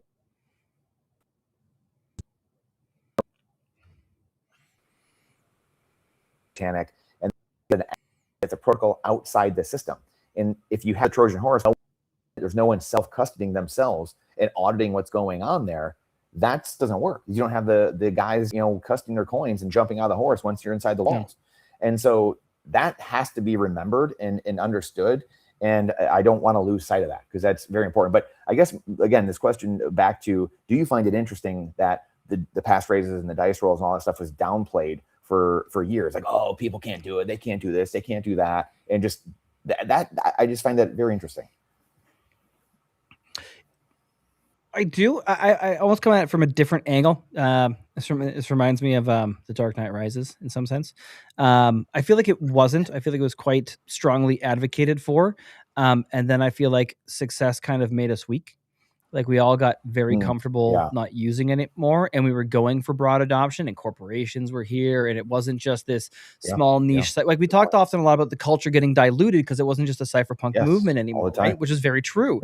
And as we were going out to a broader population, we really were going out to a broader population. I feel like 2021, 2022 was like the peak of that. And then with like FTX and post-COVID, I feel like we never really reached normies again. At least we haven't reached normies again yet, which is why normies don't even know what the fuck is going on right now, which is crazy, but they have no clue, right? Like I'm not seeing this even on like, I don't think I'm even seeing like CNNBC and shit too. Like the broader, like the big Bitcoin motherfuckers. I don't even think I've seen Saylor talk about this at all. I don't think there's been any comments. So it seems strictly within the cypherpunk camp. And so I think when we're going for broad adoption, we were rightfully looking at user experience, right? And if we were going to tell somebody that like, okay, you need these 24 words, and you have to roll 100 dice, and you have these 6 other words they have memorized, it's not necessarily approachable. I won't say it's not feasible. I'll just say it's not necessarily approachable for most people. And so we were looking for ways to simplify self-custody while still maintaining that sovereignty. And that's, I think, where we got too comfortable, right? We became reliant on the tools because they were definitely streamlining adoption, and nothing had happened. And so I feel like we got very comfortable in our own success, right? It's like we figured it out. We figured out self-custody. We're good now. Now we're just trying to like bring more people in. And it turns out we didn't. And we got our back broken by Bane. And now we have to go like hang out in a well, like the pit of Lazarus for a while until we can come the fuck back up and still win. Cause you're right. It's self-custody or bust, right? If Bitcoin is just another banking intermediary bearer instrument, if you don't have that ability for that unilateral withdraw, we're screwed. That's not winning, right? It's like when people talk about like Bitcoin matching like the market cap of gold. If Bitcoin only does gold where it's held by central bankers and shit, and just a few of us crazies out there, then it loses. Bitcoin succeeds as money in self-custody. And I do believe it's going to rely for most people on the higher order layers. But that's why I think this one stings so much. It stings so much. Let me see some of the comments that you got me here. What's your thoughts on privacy risk if they access the wallet? Technically, they'd be able to track the transaction history, balances, and moving funds. So if somebody, because they will, if somebody has access to your wallet, but you've moved the funds are safe. Let me just think out loud about the privacy implications. Depending on which exchange it came from, they'd be able to track it back to that exchange wallet, because some of them don't reuse addresses and have good privacy practices, like our friends over at Bull Bitcoin. But a lot of the exchange wallets are kind of known, but they still don't have any real life link to you. They would still be able to monitor that wallet moving forward, meaning that they'd be able, if they wanted to, they could watch your transactions and activity in the new wallet that you resided in if you did not use a coin join.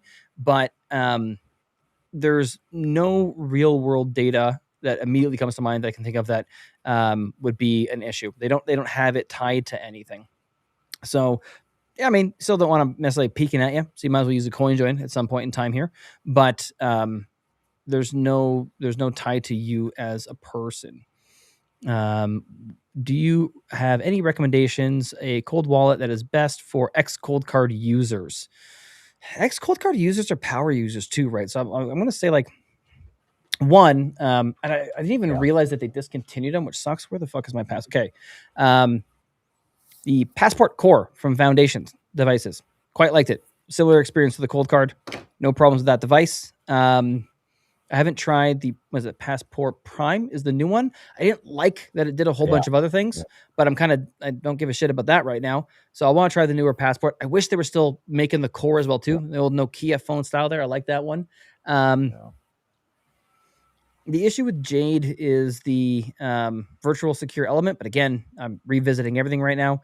So for old cold card users, I'd say check out Seed Signer as an option. Check out Jade and check out the Passport. I think you'll have a similar experience there that you'll be familiar with and you'll enjoy.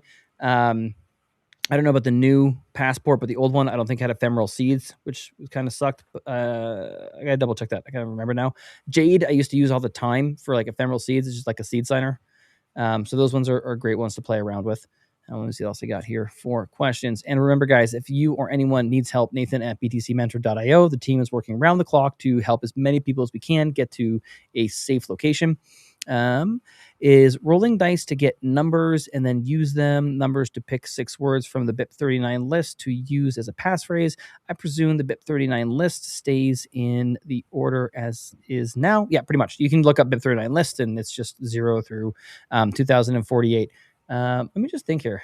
I think D actually has a protocol for doing that because I would just have to think of, in order to have an equal chance of getting any one of the 2048 words, how many dice would you need to roll and how would you translate them into bits?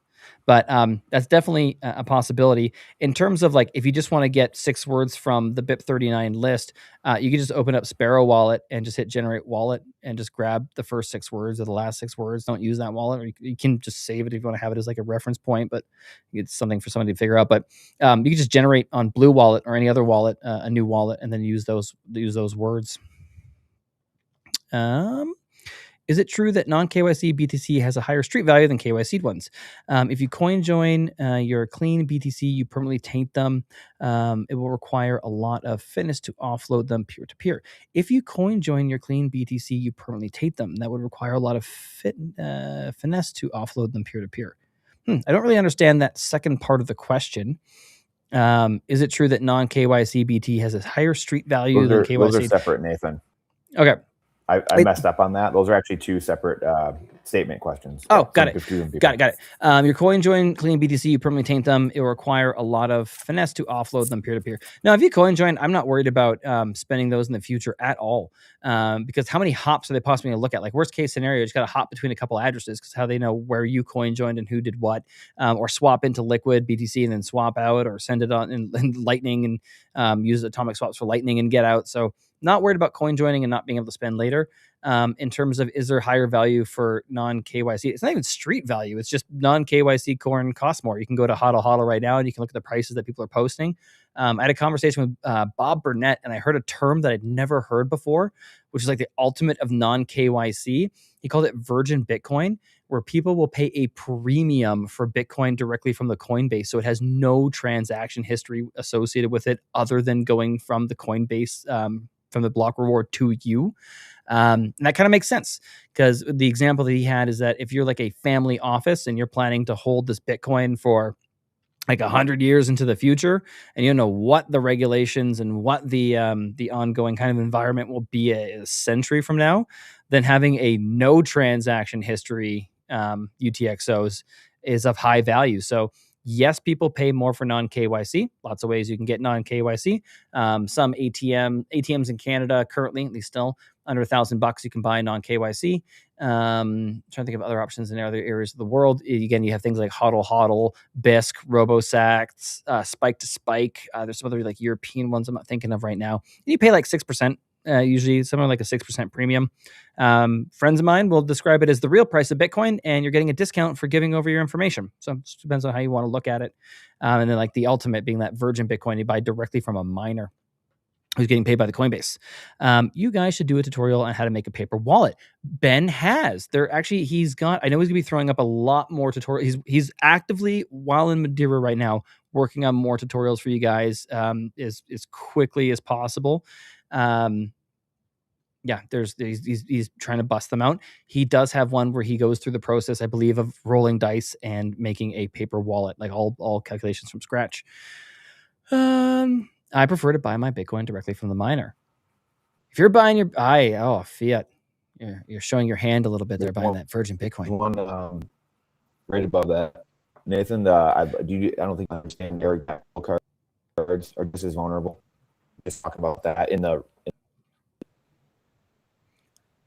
second to last. Oh, let me check. I understand how air gap I'd like to understand how air gapped cold cards are just as vulnerable. Okay, so to make the distinction here, the vulnerability is not with the cold card securing a key. So to take an example, we had some points earlier in the chat. If your key was generated from dice rolls, if the private key held by the device was generated by a different device, right? Generated by a different dice and then imported into the cold card, you are not vulnerable right now. It's not like private key information is being leaked during a transaction or someone's remotely getting into the device. So the air gap does absolutely nothing for you right now. The vulnerability comes from someone being able to guess the private key in the first place. The analogy that I like to use here is it's almost like if you had an auto shuffler for cards at a casino. So, casino throws in what is it, like 4 decks of cards or whatever. I'm not a gambler. They throw in a bunch of decks of cards all at once and just shuffles the shit out of them. And theoretically, if you do a proper shuffle of just a regular deck of cards, I think it's like 6 proper shuffles, that specific order of cards has statistically never existed in the history of the universe. It's never existed, right? There's too much and it's too random. However, let's just say they got auto shufflers. You know how it's shuffling them. It's not actually random. And then you could predict what the order of the deck of cards was going to be.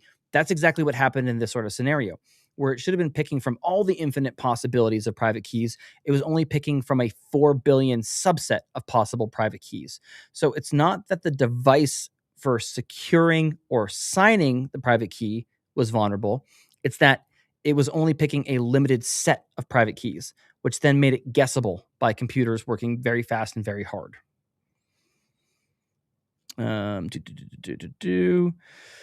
Could we build an on-chain compensation disaster fund? Opt in for protection, pay a little more in fees, goes to the impact, can receive a proportion of the funds.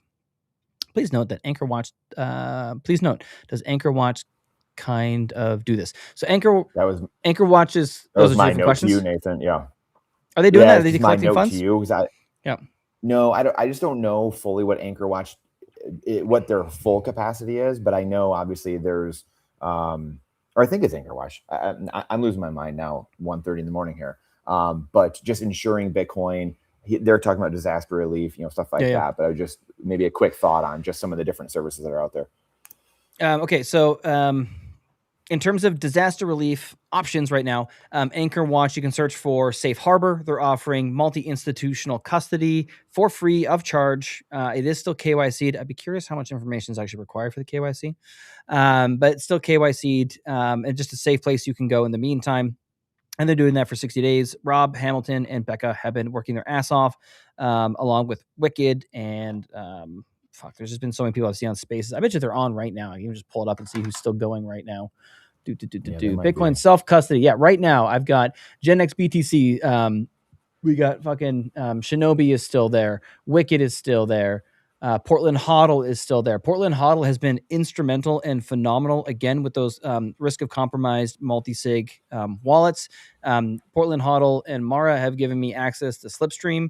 It's kind of restricted, but they're still letting people sign up. I don't know how they're limiting it, but I'm getting a lot of requests for it. So there is a lot of people that have been putting in phenomenal work, doing the overtime. Shout out to my team, Ed and JB and Michael and Gary and Emma and Jesse. These guys are all just volunteering their time day or night. Callum in Australia. We got D from CoinKite is still up and still helping people. So shout out to all those guys. But anyways, to answer the question with regards to funds to help people, this is where it gets really, really tricky. One, there's the chance that we have some information regarding the attacker. So it's not impossible that some of the funds might be recovered. But how do you prove it gets very difficult to prove ownership when somebody else has the private key. And anybody can have the private key. I remember when this first broke on Thursday, we had White, and I know this has happened as well too, and I don't know how it's going to proceed going forward, but we had White Hat good guy actors in the space. Once the vulnerability was found, they were finding private keys that still had Bitcoin, right? And they were doing it on laptops, right? It wasn't like you needed like a set of GPUs to pull this off, particularly for the MK3s, most vulnerable at the start. And so, if the private key doesn't prove that you own it, you're going to need like records that you bought it on the exchange and it was sent to this address. It gets very, very tricky in terms of making sure that the funds go to the right people. I appreciate the sentiment, and it would be wonderful to see something like that. I have no idea in terms of the actual execution of such a project. Like even if funds are recovered, distributing them is going to be incredibly difficult. So if anybody was affected, if you were affected, just fucking keep everything that you can. Everything. Don't destroy the cold card. You're going to need exchange records, like everything that you possibly can to show that you were in fact the one that owned it. I mean, Brandon, I've talked about this previously before too, but like, one of my hopes about quantum computing is I thought at least if quantum computing did leave Bitcoin, particularly with public addresses on chain, at risk or exposed, so legacy addresses, taproot addresses, people who spend from the same wallet, and someone stole Satoshi's coins. The silver lining on that is that we'd never know who Satoshi was anymore, because the only way of proving his identity was now publicly available to anybody. So he actually gets to disappear forever. That's wild. Let's see if I got anything else here. Let me check the emails. Make sure I don't have any more coming in. Checking the chat as well. Yep. Much love, friends, too. Like, people helping out. I got a comment here. CoinKite was a sponsor as recently as the 29th of July. Yeah, they were. They were my favorite hardware device. I recommended them to all friends and family. I use them all the time. I absolutely love them. It was absolutely devastating. We immediately, obviously, naturally ended any and all relations going forward. We were completely blindsided by this. I loved that wallet. I thoroughly did. It was the one that I enjoyed most, and they completely fucked us. They fucked everyone. So, yeah, they were. They totally were. Anchor Watch is expensive. Depends.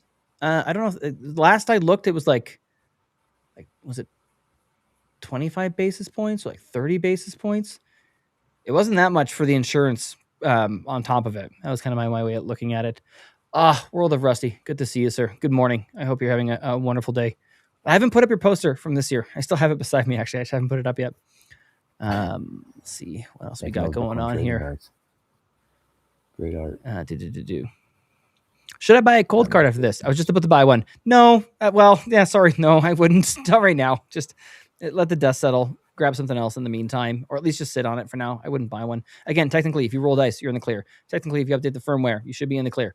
But I'm not in good conscience gonna recommend one right now. Beauty. Brandon, it's one. Some in the chat. You got two? Okay. Check them out. There's a couple in the chat right there. These last two.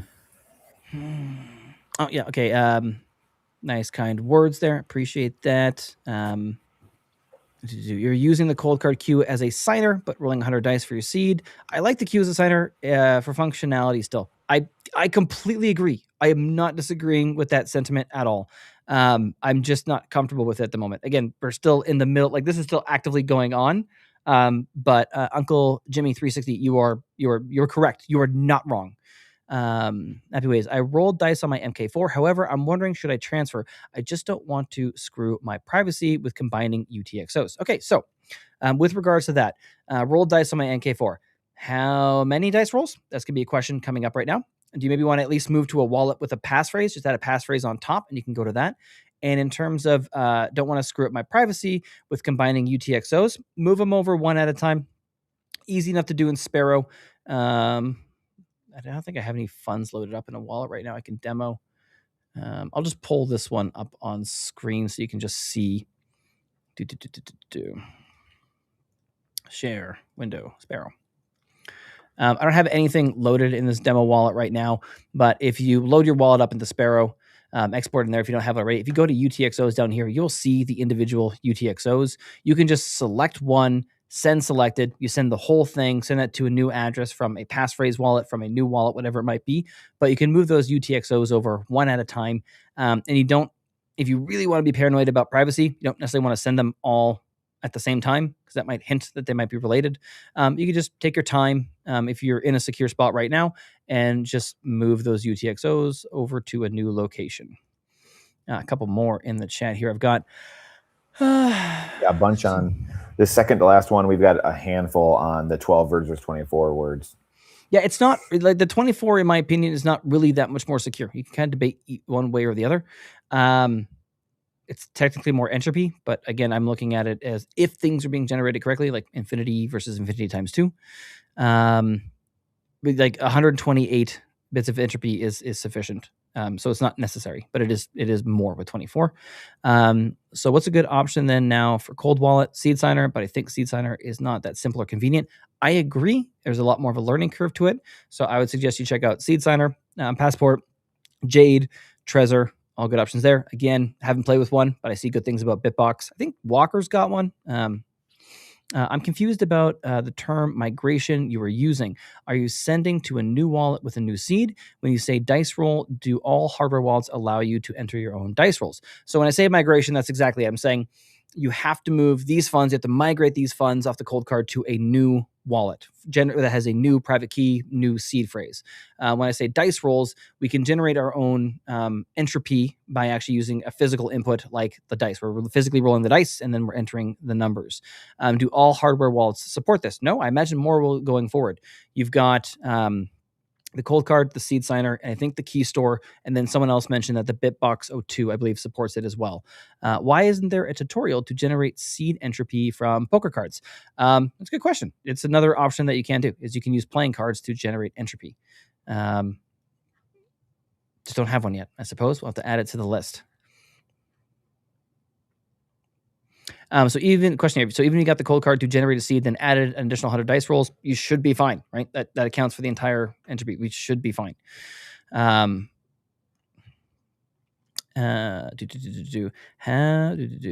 many of the devices you just recommended do you know for sure are using 128 bits of generated encryption? Have you audited the code or know someone that has? Most of them, like I know the Jade people were going through with Kimmy K3 today. All the code is being, rapidly checked all the time. I think Foundation has access to GBT Cyber, and they were pushing some of the code through GBT Cyber as well. So I have not audited all the code. I've looked at how the specs on how these things are generating, but you're right. Some of them it's okay. Go ahead, Brandon. Some of pushing some of this stuff, I think, before. I think one of them did. It was either Foundation or Blockstream or somebody started to publish something to that effect. So I for stuff like that going forward, because that's going to become part of this. Yeah, I would start looking for code reviews. You can push it through AI models yourself. Yeah. Some of the even self-hosted AI models with, I think you only need 32 gigs of RAM or so, was able to find the flaw in the COLDCARD code as well. What up, Floofin? Good to see you there, buddy. No, I have not personally. I can read code. I am not an engineer. I would not be able to spot a flaw like that. So I have to look to other sources, AI reports, or if I don't want to rely on it, I need to use something that allows for user created entropy, and that gets included, or fully generate the seed from that, or as another fail-safe, throwing a big old passphrase on top of that as my own kind of user added entropy. Trezor Safe 3, good. Does it let you roll dice? No, the Trezor does not let you roll dice. It is good. Again, what I'm going to just caveat all this with right now is that I'm talking triage right now. I'm talking get to safety. I'm talking get off the COLDCARD, get somewhere better. The best hardware wallet that you have, if you need to migrate right now, the best hardware wallet is just the one that you have if you need to migrate right now. Trezor Safe 3, 5, and 7 all have secure elements. The Trezor Safe 7 has 2 secure elements, and I've heard some rumblings that one of them is not great, but there's 2, so I think we're still in the clear. I'm not worried about that. Yeah, we're all working with imperfect data. Very few of us have the ability, like very few of us have the ability to make one of these things from scratch, code one of these things from scratch, to be able to completely and fully automate it. We're putting trust somewhere. The World of Rusty, then trust the device uses your entropy, right? That's the other option here. And again, you can compare dice rolls on different devices on like websites. Again, don't, if you throw dice rolls into a website, don't actually use that one, but you can use it to confirm, okay, I put the same dice rolls into two different sources and came up with the same seed phrase, right? We're probably good. A couple more here. What should I be concerned about if I use an MK4 to generate a new wallet rolling dice 100 times to move my funds to? Any reason to upgrade the firmware first? I just would, right? But just know that like I've seen some of them being bricked. I feel like that's the safer route to go. But you are technically correct. You use 100 dice rolls. You don't upgrade the firmware. You're still in the clear. I prefer not to update it to a rushed firmware. I can totally understand that sentiment. I don't dissuade you at all. If that's the path that you want to go, then you go for it. You are technically in the clear. I'm not comfortable with it, but that doesn't mean that I'm right. I'm just, again, sharing my thoughts and trying to help everybody. I think that covers about all of them. Now, no. Should other Haro Wallets users be worried if they auto-generate their seed phrases? Nope, not right now. Nope, not right now. This is strictly limited to a bug in the CoinKite firmware in that it was not pulling from the true random number generator hardware device. It was falling back to a software like pseudo random number generator that had insufficient entropy. If you have no passphrase, if you're not using multisig, I'm not saying that you should, but you should definitely start learning about it, right? There's no reason you don't want to necessarily have those options so that you can consider if it's something that that is right for you in the future. Having trouble, please help. Okay, who is that? I see PB984. PB984, I need you to email Nathan at btcmentor.io. I see one email that I have there.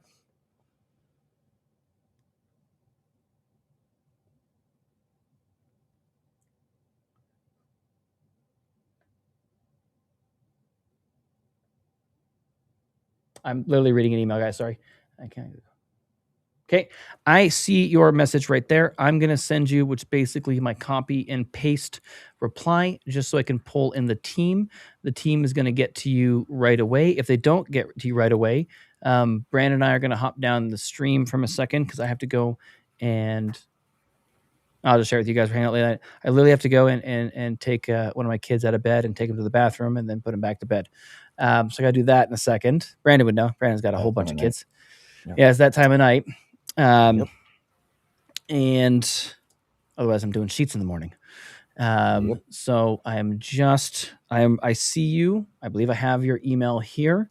I am hitting reply and I'm pulling in. Let me just get the whole team on board here. And I'll also flag in our chat that we got another one coming through that needs help.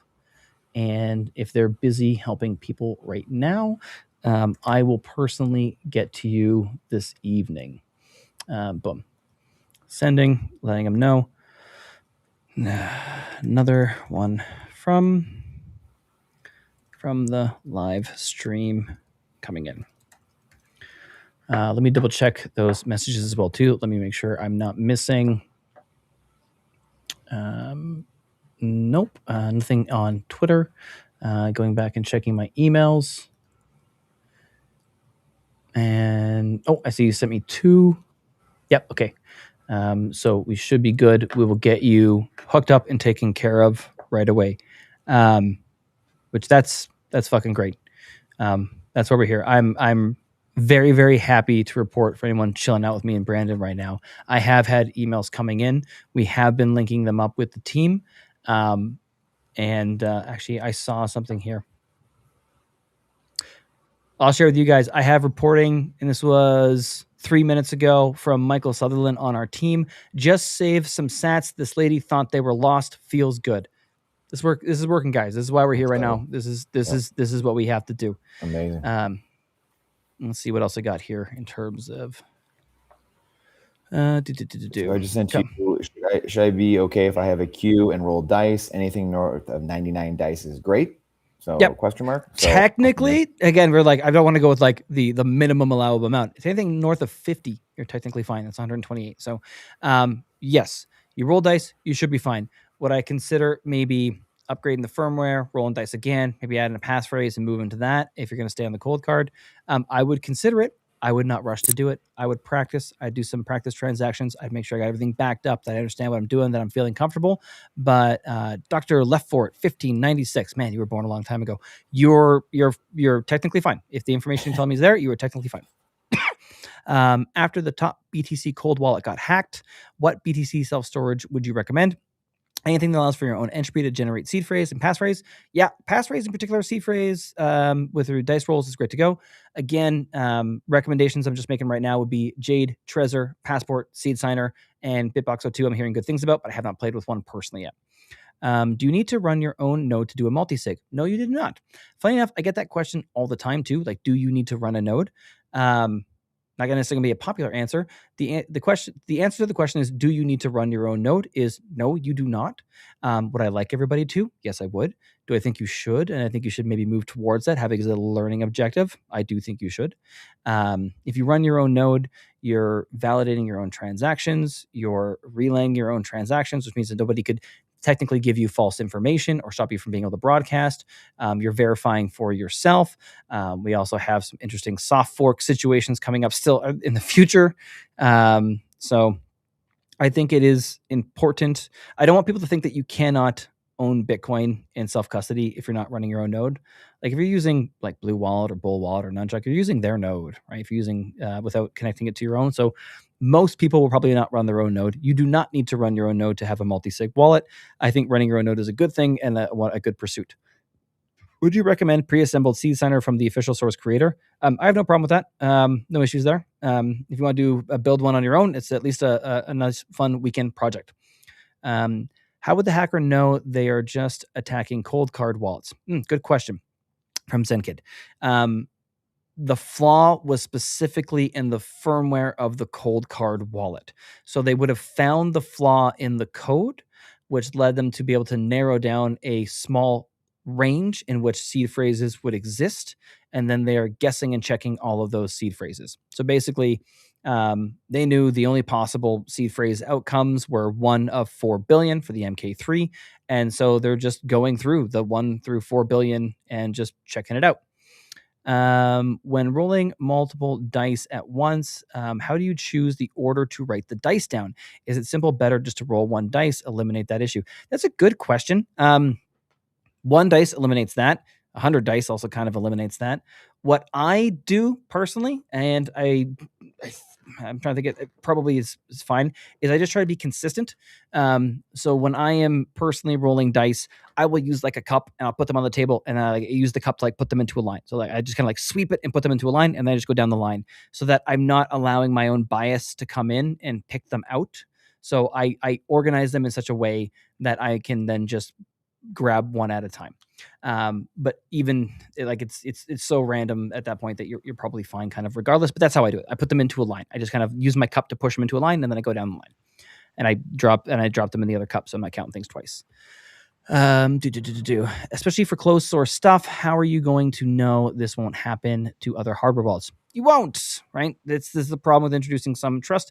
We have the Lindy effect. The longer that they've been in the marketplace and been attacked, the less likely they are to be vulnerable. Although they did not save us in this case, they were out there for 5 years and it wasn't found. With large language models and with AI going through the code now, at least it's going to get. I would anticipate even the closed source side that every one of the major hardware wallet manufacturers is grabbing a couple of different models and they're pumping their source code through even the closed source stuff. And again, you can always introduce your own entropy on some wallets like coin flips and dice rolls and deck cards and pictures and a whole bunch of other different sources, which I think user supplied entropy will be a more common feature kind of going forward. What up, Nathan? Do you think this puts back self custody movement? Totally does. Although the kind of weird part is that I'm not seeing it in like outside kind of our circle. Like I'm just not seeing it. So maybe not as much as I think. It's definitely the biggest hit to self custody we've ever had. in terms of how far beyond us this goes, I don't know. Like, I'd be curious when we talk about self custody, how many users out there had actually gotten to the point of having like an air gapped multi sig wallet? Like, it's a pretty small subset niche, and so even if we lose half of the, we'll just say air gap single sig group, how much did that really set back self custody? I don't know. So it's set back self custody. How much I can't tell. I'm hoping that we can. It's going to be harder to recover and push forward, but like we recovered from FTX, we recovered from Mt. Gox, Quadriga CX. There's been other fiascos too. I'm sure we'll continue from this one. Could you technically make a multi-sig with one cold storage device generating 3 different seeds? Yes, you could. Many different ways you could do it. You could let's just take something that you can throw dice in. You could roll dice to generate a seed, write down your seed words, and then, especially if it has the ability to have like a temporary seed or ephemeral seed, then you could wipe it and do the process again. I'm trying to think if I want to suggest this or not. You could technically also just throw a whole, like you could have one key, and with one 6-word passphrase, it's one key, and with one 6-word passphrase, it's a different one. But at that point in time, you're kind of defeating the purpose of a multi-sig. Particularly now, like we're talking about multi-vendor multi-sig, so it's generating keys from different devices in case one of those devices was compromised. The advantages to a multi-sig is to be able to have somebody else involved in it without having a full quorum, whether it be like a friend or a family member or a company that specializes in collaborative custody. The advantage to a multi-sig is geographical disbursement of those keys. But to answer the question, yes, you could generate multiple keys from one device and use those for a multi-sig. When you say Passport, do you specifically mean Passport Prime? That is the only model for sale. The core isn't sold anymore. I know. I didn't actually realize this till this kicked off. So there only is the Passport Prime. Again, as an alternative, as a model to go to, it's one of the ones that I'm suggesting. Jade, Passport Prime, Trezor, Seed Signer, and Bitbox02, I keep hearing good things about. I wish I could still get the Passport Core. I am quite happy with my Passport Core, so that's unfortunate. Left a small amount of sats on my MK3 with no passphrase, and the funds are still there. Yeah, I know, right? So I have a theory about this, is that I think there are multiple attackers now. While one attacker is still going through there's a couple different things that can explain it. Well, one of the attackers is moving through the MK3s. I think new attackers have come into the space and basically have gone, well, they've gone after the low-hanging fruit, so let me try and start brute forcing some simple passphrases on top. I think is one of the situations. Also, we talked about it earlier where there were wallets that were hacked, but not all the funds were drained. So however they were basically programming their bot to run through all this, they were leaving funds behind. So it appears that Bitcoin under UTXO is under 0.15. We're not getting swept. It appears that if you had a stopgap, I think even a stopgap as much as 1, meaning that like, you had your first address at 0 and then 1, 2, 3, 4, and then maybe you skipped an address or skipped another one. As soon as it saw an empty address, it stopped looking and kept going forward. It went on to the next one. So, which again, public service announcement to anybody that's possibly out there. If you have an MK3, it is possible that your funds have not been swept yet. Do not hesitate. Do not, this is go time. Get them off. I've heard that these secure elements are like a black box. Yeah, the specs are kind of leaked though too. So it's like, technically, and I think vendors get access to it. But I'm pretty sure if you look hard enough, you can find a lot of them. Have you ever come across a seed that has the same? Oh yeah, have you ever come across a seed that has the same word twice? Yep, I have. Totally fine. It's normal. It happens. I've seen it many times. I've generated a lot of seed phrases and worked with a lot of people. I've had that question before, and I've seen it personally. So yes, that does happen. It's like you got a 1 out of 2048 chance for each word, so you'll get those collisions. Because probability of that happening should be incredibly small. Nope, it's not that small. It happens. But again, generating seeds costs you nothing. If you generate a seed word and you generate a seed phrase and it's got 2 words and that makes you uncomfortable, you can roll it again.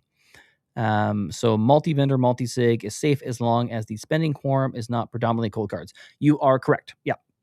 And it's worth noting, if you have a multi-sig and there is a threshold of cold cards, but it's not just cold cards. Even if it's just cold cards, it's going to be hard to get to. But let's just say you have a multi-vendor and it has a threshold of cold cards. Important to note that the necessary information for the attacker to be able to gain access to that will be available when you broadcast the transaction. So while it's sitting unconfirmed, they can actually replace by fee RBF and try and steal those sats and send them somewhere else. So if you're sitting in a multisig that has a threshold of wallets being on the cold card, I would look into a service called Slipstream from Mara, where you can send the transaction directly, and I can help you with that. So if somebody's in that sort of setup, shoot me an email and we'll help you with that. But basically, what we'll do is we'll send the transaction directly to the miner, so as not to be publicly viewable across the network. So when it first pops up, it'll already be within a block. It'll already be confirmed. So it's not possible that an attacker who had the quorum, had the threshold of cold cards, but didn't have the other information they needed, would be able to reverse the transaction to themselves by paying a higher fee. Nathan, would a passphrase made of gibberish be harder to brute force than words? Yes. They're going to start looking at English. They're going to go through the BIP39 list first. This is my thought process, and I'm pretty sure most attackers will go down this way. They'll check the BIP39 list first. Then they'll check like probably English dictionary. The hardest passphrase to brute force will look like the hardest password you could think of, right? The problem there and the concern always becomes foot gun, where you make a passphrase so hard that even you forgot it, right? Or your loved ones couldn't find it and something happened to you. So yes, a more complex passphrase is harder to keep track of. Make sure you entered it correctly. Again, my suggestion, regardless of whatever passphrase you're using, is particularly the first time you use it, make sure you can enter that passphrase 3 times, get the same master fingerprint 3 times in a row, so you know that you didn't make a typo. What do you think about getting a ledger from Best Buy while waiting for something better? Do it. Just do it. Any hardware wallet is going to be an improvement right now. So go. I've had many clients go ahead and do it. If you don't have another alternative, get the safety first, move to a hot wallet. You want to go and grab a ledger from Best Buy in the meantime and go from that hot wallet to ledger? Do it. Just do it. We're damage control. We're not looking for perfect. We're just looking for good. Do you think it's reasonable to trust the supply chain of any BTC wallet? We live in a world where bad actors can insert weapons into cell phones and pagers when they ring. Yeah, specific actors. We're not going to go down that rabbit hole tonight. I'm kidding.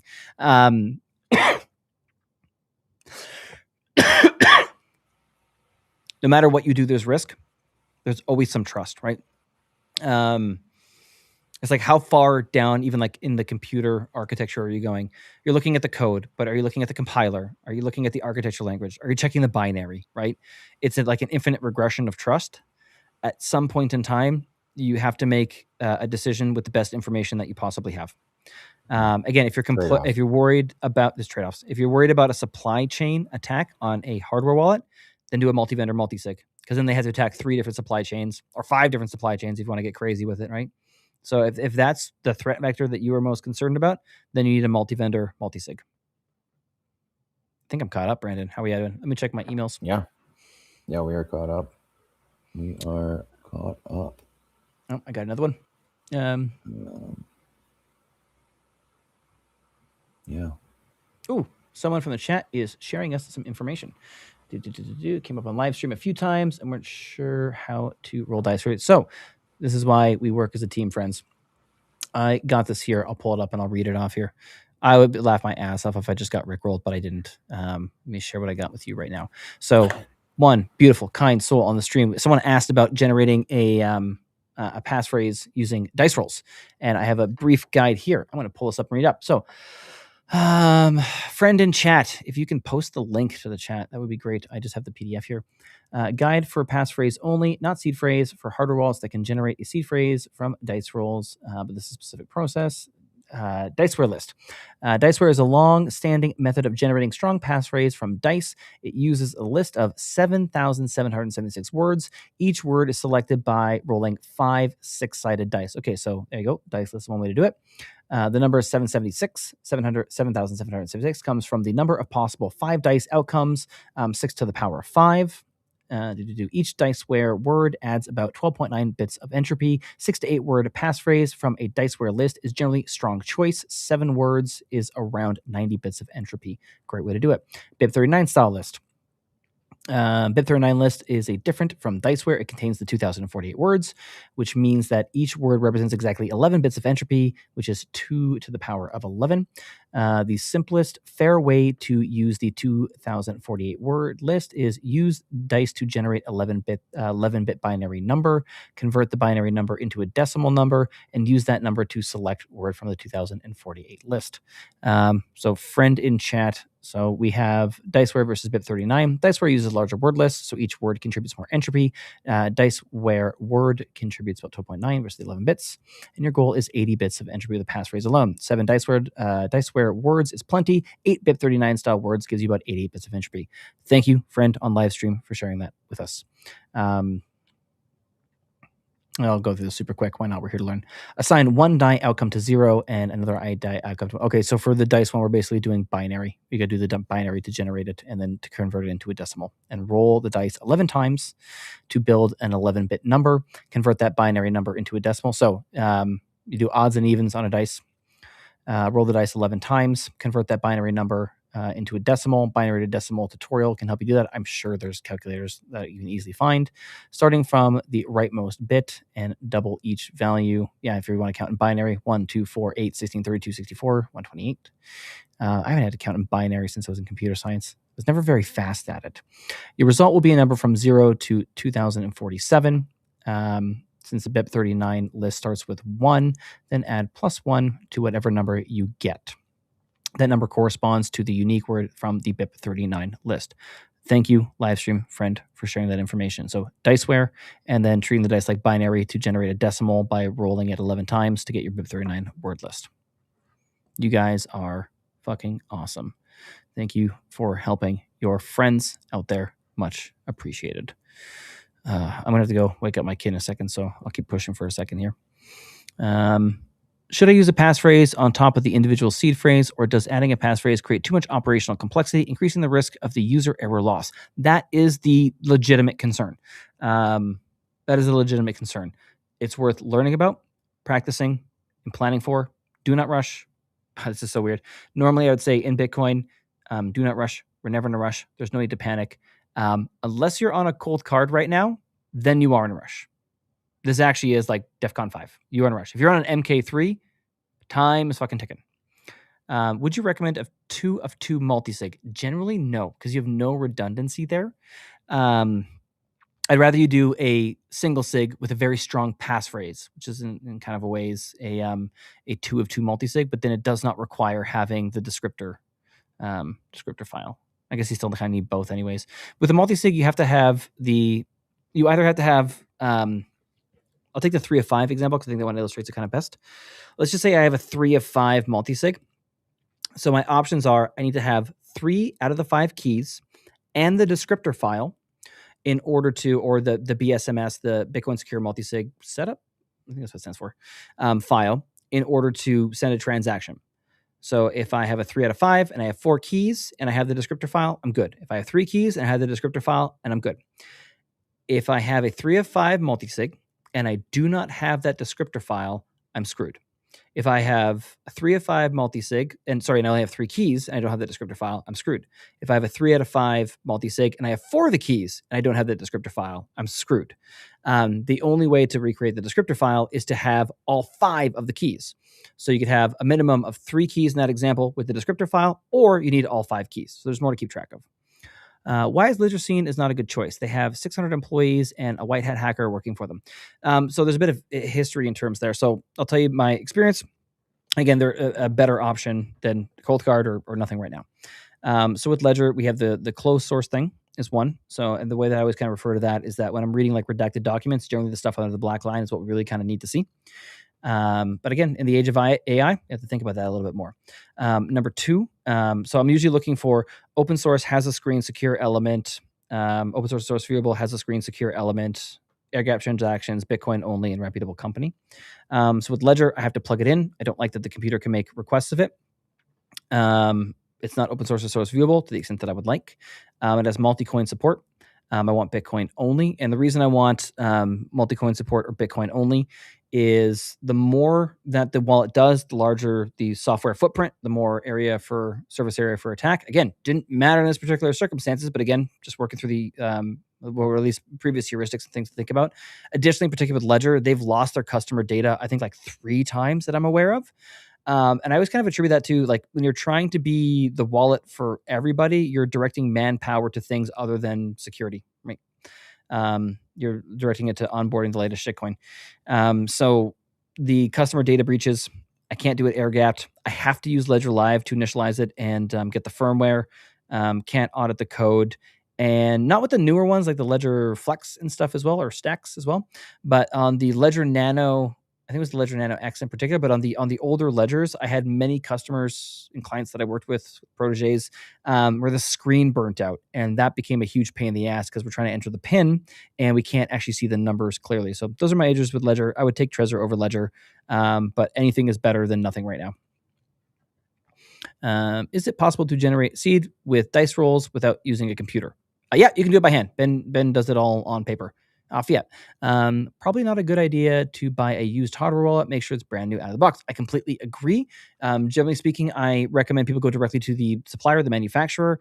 I don't like ordering these things from Amazon because then there's more hands that know that you've bought it and kind of along the way. I will say there is a advantage to buying a hardware wallet directly from a vendor at like a conference or something because you can pay in cash and there's no association with you making that purchase. So that kind of has some benefits as well. Is it possible to generate seed with a computer? Yep, it is. You could do it by paper. How many hours have you been awake? I got a little bit of sleep last night, which was nice. I think last night I hit my limit. So the first night, I slept from about 6:30 a.m. till 8 and then got back to it. And then the second night, I think I went and crashed from about 3:30 till 7. And then last night, I had one of the guys bail me out last night at around 1:30, 1:45. It's smoky here too. About 1:30, 1:45, I just had a pounding headache, and I was very fortunate that one of our great educators out of Australia, Callum, was waking up and he was good to go. And so I had Callum finish up a call for me, and I went and got a little bit of rest. What do we know about seed generated on earlier COLDCARD firmwares? Safe. The bug didn't exist. The version I had it earlier. I can pull it up here again. Where is it? Boom. The compromised firmware was version 4.2. So the earlier ones, at least as reported, are fine. The MK2 and MK3 versions 4.2.0 or later is what was compromised. The MK4 and MK5 5.6 or later. The Q standard version 5.0 or later. That's not true. I think the 1.5 is actually the correct one now. Either way, yeah, there were versions prior to, we'll just say version 4 on the COLDCARD that were not affected. Brandon, you just a deer pulling up these for me in the chat. With a 2 of 2, what about duplicating the second key and distributing that to trusted parties, places? If that makes sense, that might make sense. Again, right? Too, it's map it out, and game it out in your head. What if one key is lost? What if 2 keys is lost? What if their key is compromised? Right? What I would say is, if you're thinking about distributing the key, so with a 2 of 2 and you're distributing it, you cannot move anything without going and getting it. Could be what you want. I'm not saying that's a bad idea. You get no redundancy if one of those is lost. So if you're doing a 2 of 2 and you're distributing one of the keys, that means you're probably not actively monitoring one of the keys. I hope it's a really secure location, but it means if that location is compromised and you even know, you cannot get access to your funds again.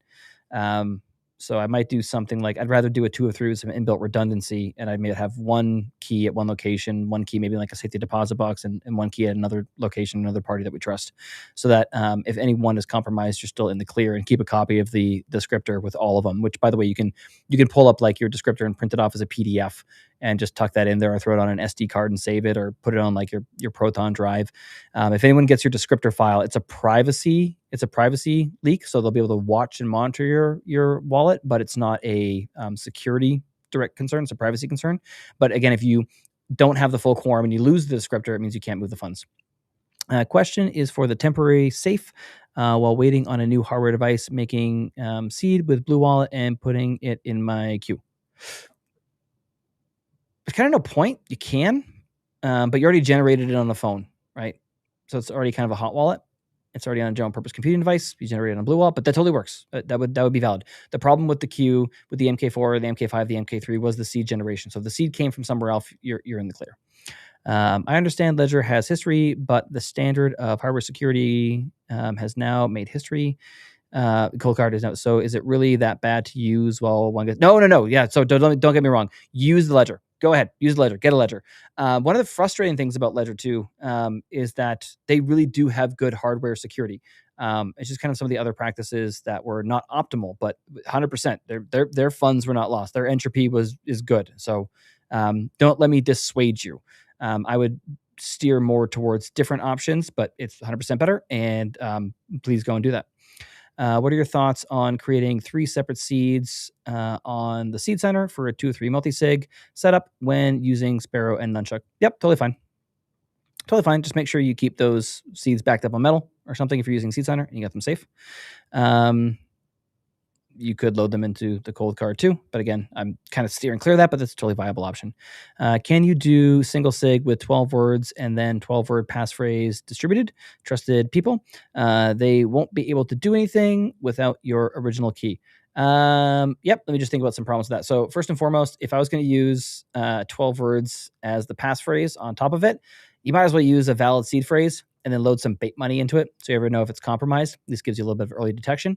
In terms of distributing the 12 words with other trusted parties, just when you say distributed, just make sure you're not mixing it up. I would be giving them in order sets or the full set.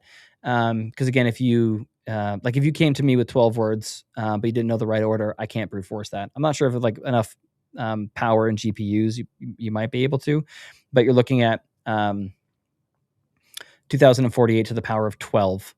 If I don't have the word, sorry, no, you're looking at 12 factorial if you don't have the words in order. So if you're going to do that sort of thing, just make sure you're not mixing up the words. Does BTC sessions accept cash? Is there a published fee structure? Like for the BTC mentor, if you're looking for help on like the consulting side, we accept credit card through we use Zaprite, so we accept credit card in Bitcoin, but we prefer Bitcoin, so there's a discount for that. We try to encourage people to pay us in Bitcoin because we prefer Bitcoin, but we do accept credit card because we have a lot of people coming to us for the first time and they don't know how to move it yet. And for anyone that's tuning in that doesn't know already, right now the team is working around the clock, and this is not a paid service. We're working for free to move as many people as we can as quickly as we can. I see a bunch of the older Keystone wallets on eBay. I thought about getting one to use dice roll to create good entropy to import into my regular wallet. I'm just apprehensive about buying a wallet secondhand. And I'm just going to leave it at that. I wouldn't buy a secondhand wallet. Using BIP39 in a passphrase sounds messy to me. Use alien words or make strings or letters and numbers. Those are stronger. BIP39 is allowing us to, one, use things like dice to create it. We're using recognizable words. We're going for trying to avoid risk of footgun while still getting enough entropy. How does one of the worst self-custody failures in Bitcoin's history happen and the price barely even flinches? I know. It lets you know who's controlling the volume of Bitcoin movement right now, and it's not us. It's not us. It's the corporations. It's the big players. And if you look at the other media sources, they don't even give a shit. They don't even see this right now. In terms of the self-custody and the mission going forward, we've got our work cut out for us because I think that's very reflective. But in all fairness, like there's like millions of coins in volume over a couple months. Right. Like, I mean, I am not downplaying this at all. It is an absolute travesty and grotesque in how much was lost today. And my heart goes out to so many people that I've spoken with directly. I'm heartbroken for people. I'm heartbroken for friends who lost their like years of savings. Right. But in terms of daily volume in Bitcoin, 1,400 Bitcoin moving is not a huge amount. We wanted the corporations. We wanted the big players. They're here, and we don't move the price right now. Can you create a new passphrase and send it there, or reset the COLDCARD using the dice? Do you have to toss it? I have a COLDCARD queue that I never fired up. I want every other feature it has. I know that's the heartbreaking part for me too. Is I really like all the other features. They just really fucked up on the most important thing. Do you have to toss it? No. Do all the features still work? Yes. I am strictly just as it stands right now, not recommending it. But if you update the firmware, you should technically be in the clear.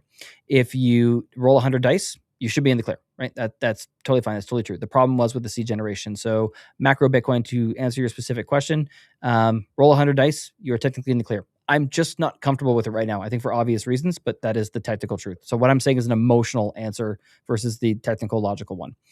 Martin Luther King Jr. 5582. It is possible to brute force the order of 12-word seed phrase with sufficient time and money. Yeah, it probably would be. Like, I just can't do it on my laptop. It's 12 factorial. So whatever that is it 12 factorial? No, it's not 12 factorial. I think here. No, it's 12 factorial. Because I got 12 options and then 11. Then, yeah, it's 12 factorial. So it's not impossible. It's just going to be expensive. Not possible with 24 if it's 256 bits per. Brandon, how we doing? Man, we're good. We've got through them all. We've been crushing, man. Okay. Thank you. I appreciate you coming to hang out with me, chat. You guys have been wonderful with great questions and wonderful comments. Yeah, media hasn't announced the Bitcoin hell yet. By the way, World of Rusty phenomenal human being. He does the Christmas poster every year. Beautiful, man. Yep. And I stole Ben's poster the first year I was on here. Rusty, I try to think if he posted in the DMs or like where he threw it up, but like he sent Ben the what's it called? Like the promo code to get Ben's free copy of the poster. Ben hadn't done it yet, and I literally did it while we were on the live stream. And it's hanging up behind me over there. That one's mine. I see wonderful comments in the chat too. I really appreciate the we're getting a ton. I mean, I would say the thing we've gotten the most is the 12 words versus 24 words. That's come up dozens and dozens of times. 12 is still safe. Yeah. 12 is still safe. And I like it for memorization. But again, you don't have to let me make decisions for you. Either one's totally fine. I'm usually leaning towards risk of loss or making a mistake. And go check out the Seth for Privacy article where he deep dives into all that and comes out with 12 words. So that's go check that article out. Let me check my inbox right now as well too. Okay, I got a couple more. Let me just double check these. People waking up. What time is it? Other parts of the world here. I got JB's jumping on one. Okay, see, we got people in the live stream being helped right now. Okay, I think we're okay. I'll check on that. Make sure we're okay. Okay, team. I got JB and Michael Sutherland right now on the team, working hard, making sure everyone's solid. And I got a nice message right now, guys. It's like, it's we are all of us. I know that so many of you are reaching out to friends and family, and if they moved because you reached out to them, you saved them. You saved their life savings. You saved their Bitcoin. Even you coming and hanging out here, asking good questions. We're answering them from other people. You're helping them. You're saving them. I've gotten a ton of emails, replies from both like the newsletter and from the live streams of people just saying that like, I don't need help, but I did these things and I'm safe now. And that's great. This shit is important right now. And I'm very thankful to be in the trenches with all of you. So someone had a question about the PDF. I just threw in the private chat about the PDF the dice roll, and then someone had a question about the dice roll as well, right there. I don't know because I got it emailed to me, so I'm not really sure how to necessarily share it. Maybe I'll toss it out in the newsletter. Guys, if you go to btcmentor.io, I think the newsletter link is still there. I hope it's still there. If not, I gotta get the login from somebody for it. But there's also the BTC Sessions newsletter, but I haven't been using that one because like I wasn't able to get into it. I'm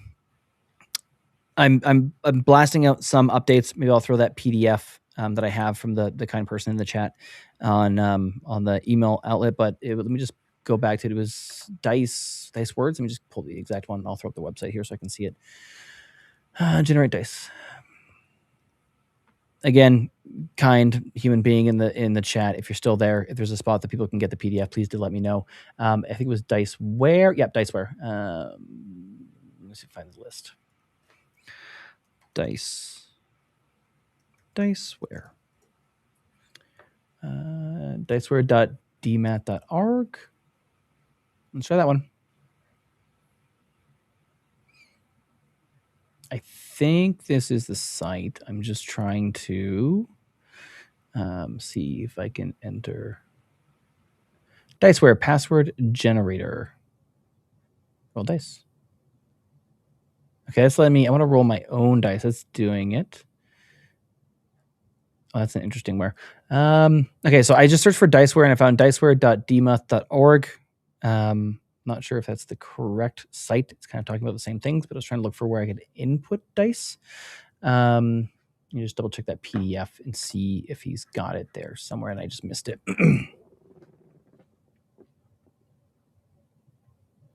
Oh, we can just grab the full list. Full list is here. Okay, so theworld.com / I'll just pull this up. The world, I'll post in the chat. It's the full list. Theworld.com / Reinhold / diceware.wordlist.ascii. And then you can just literally just what your dice get and just search for them. So you just control F on the 5 die and find it. So throw that in the chat right here. Theworld.com / what's that little squiggly line called? I don't even know what the fuck it's called. Reinhold Diceware wordlist.ascii, which, by the way, if I went to when I just searched for Diceware on Google, that was the third option that came up for me. I'll just pull up my screen here so you can see for the Diceware. This one. It was just my third option down there at the bottom was where the full list was as well.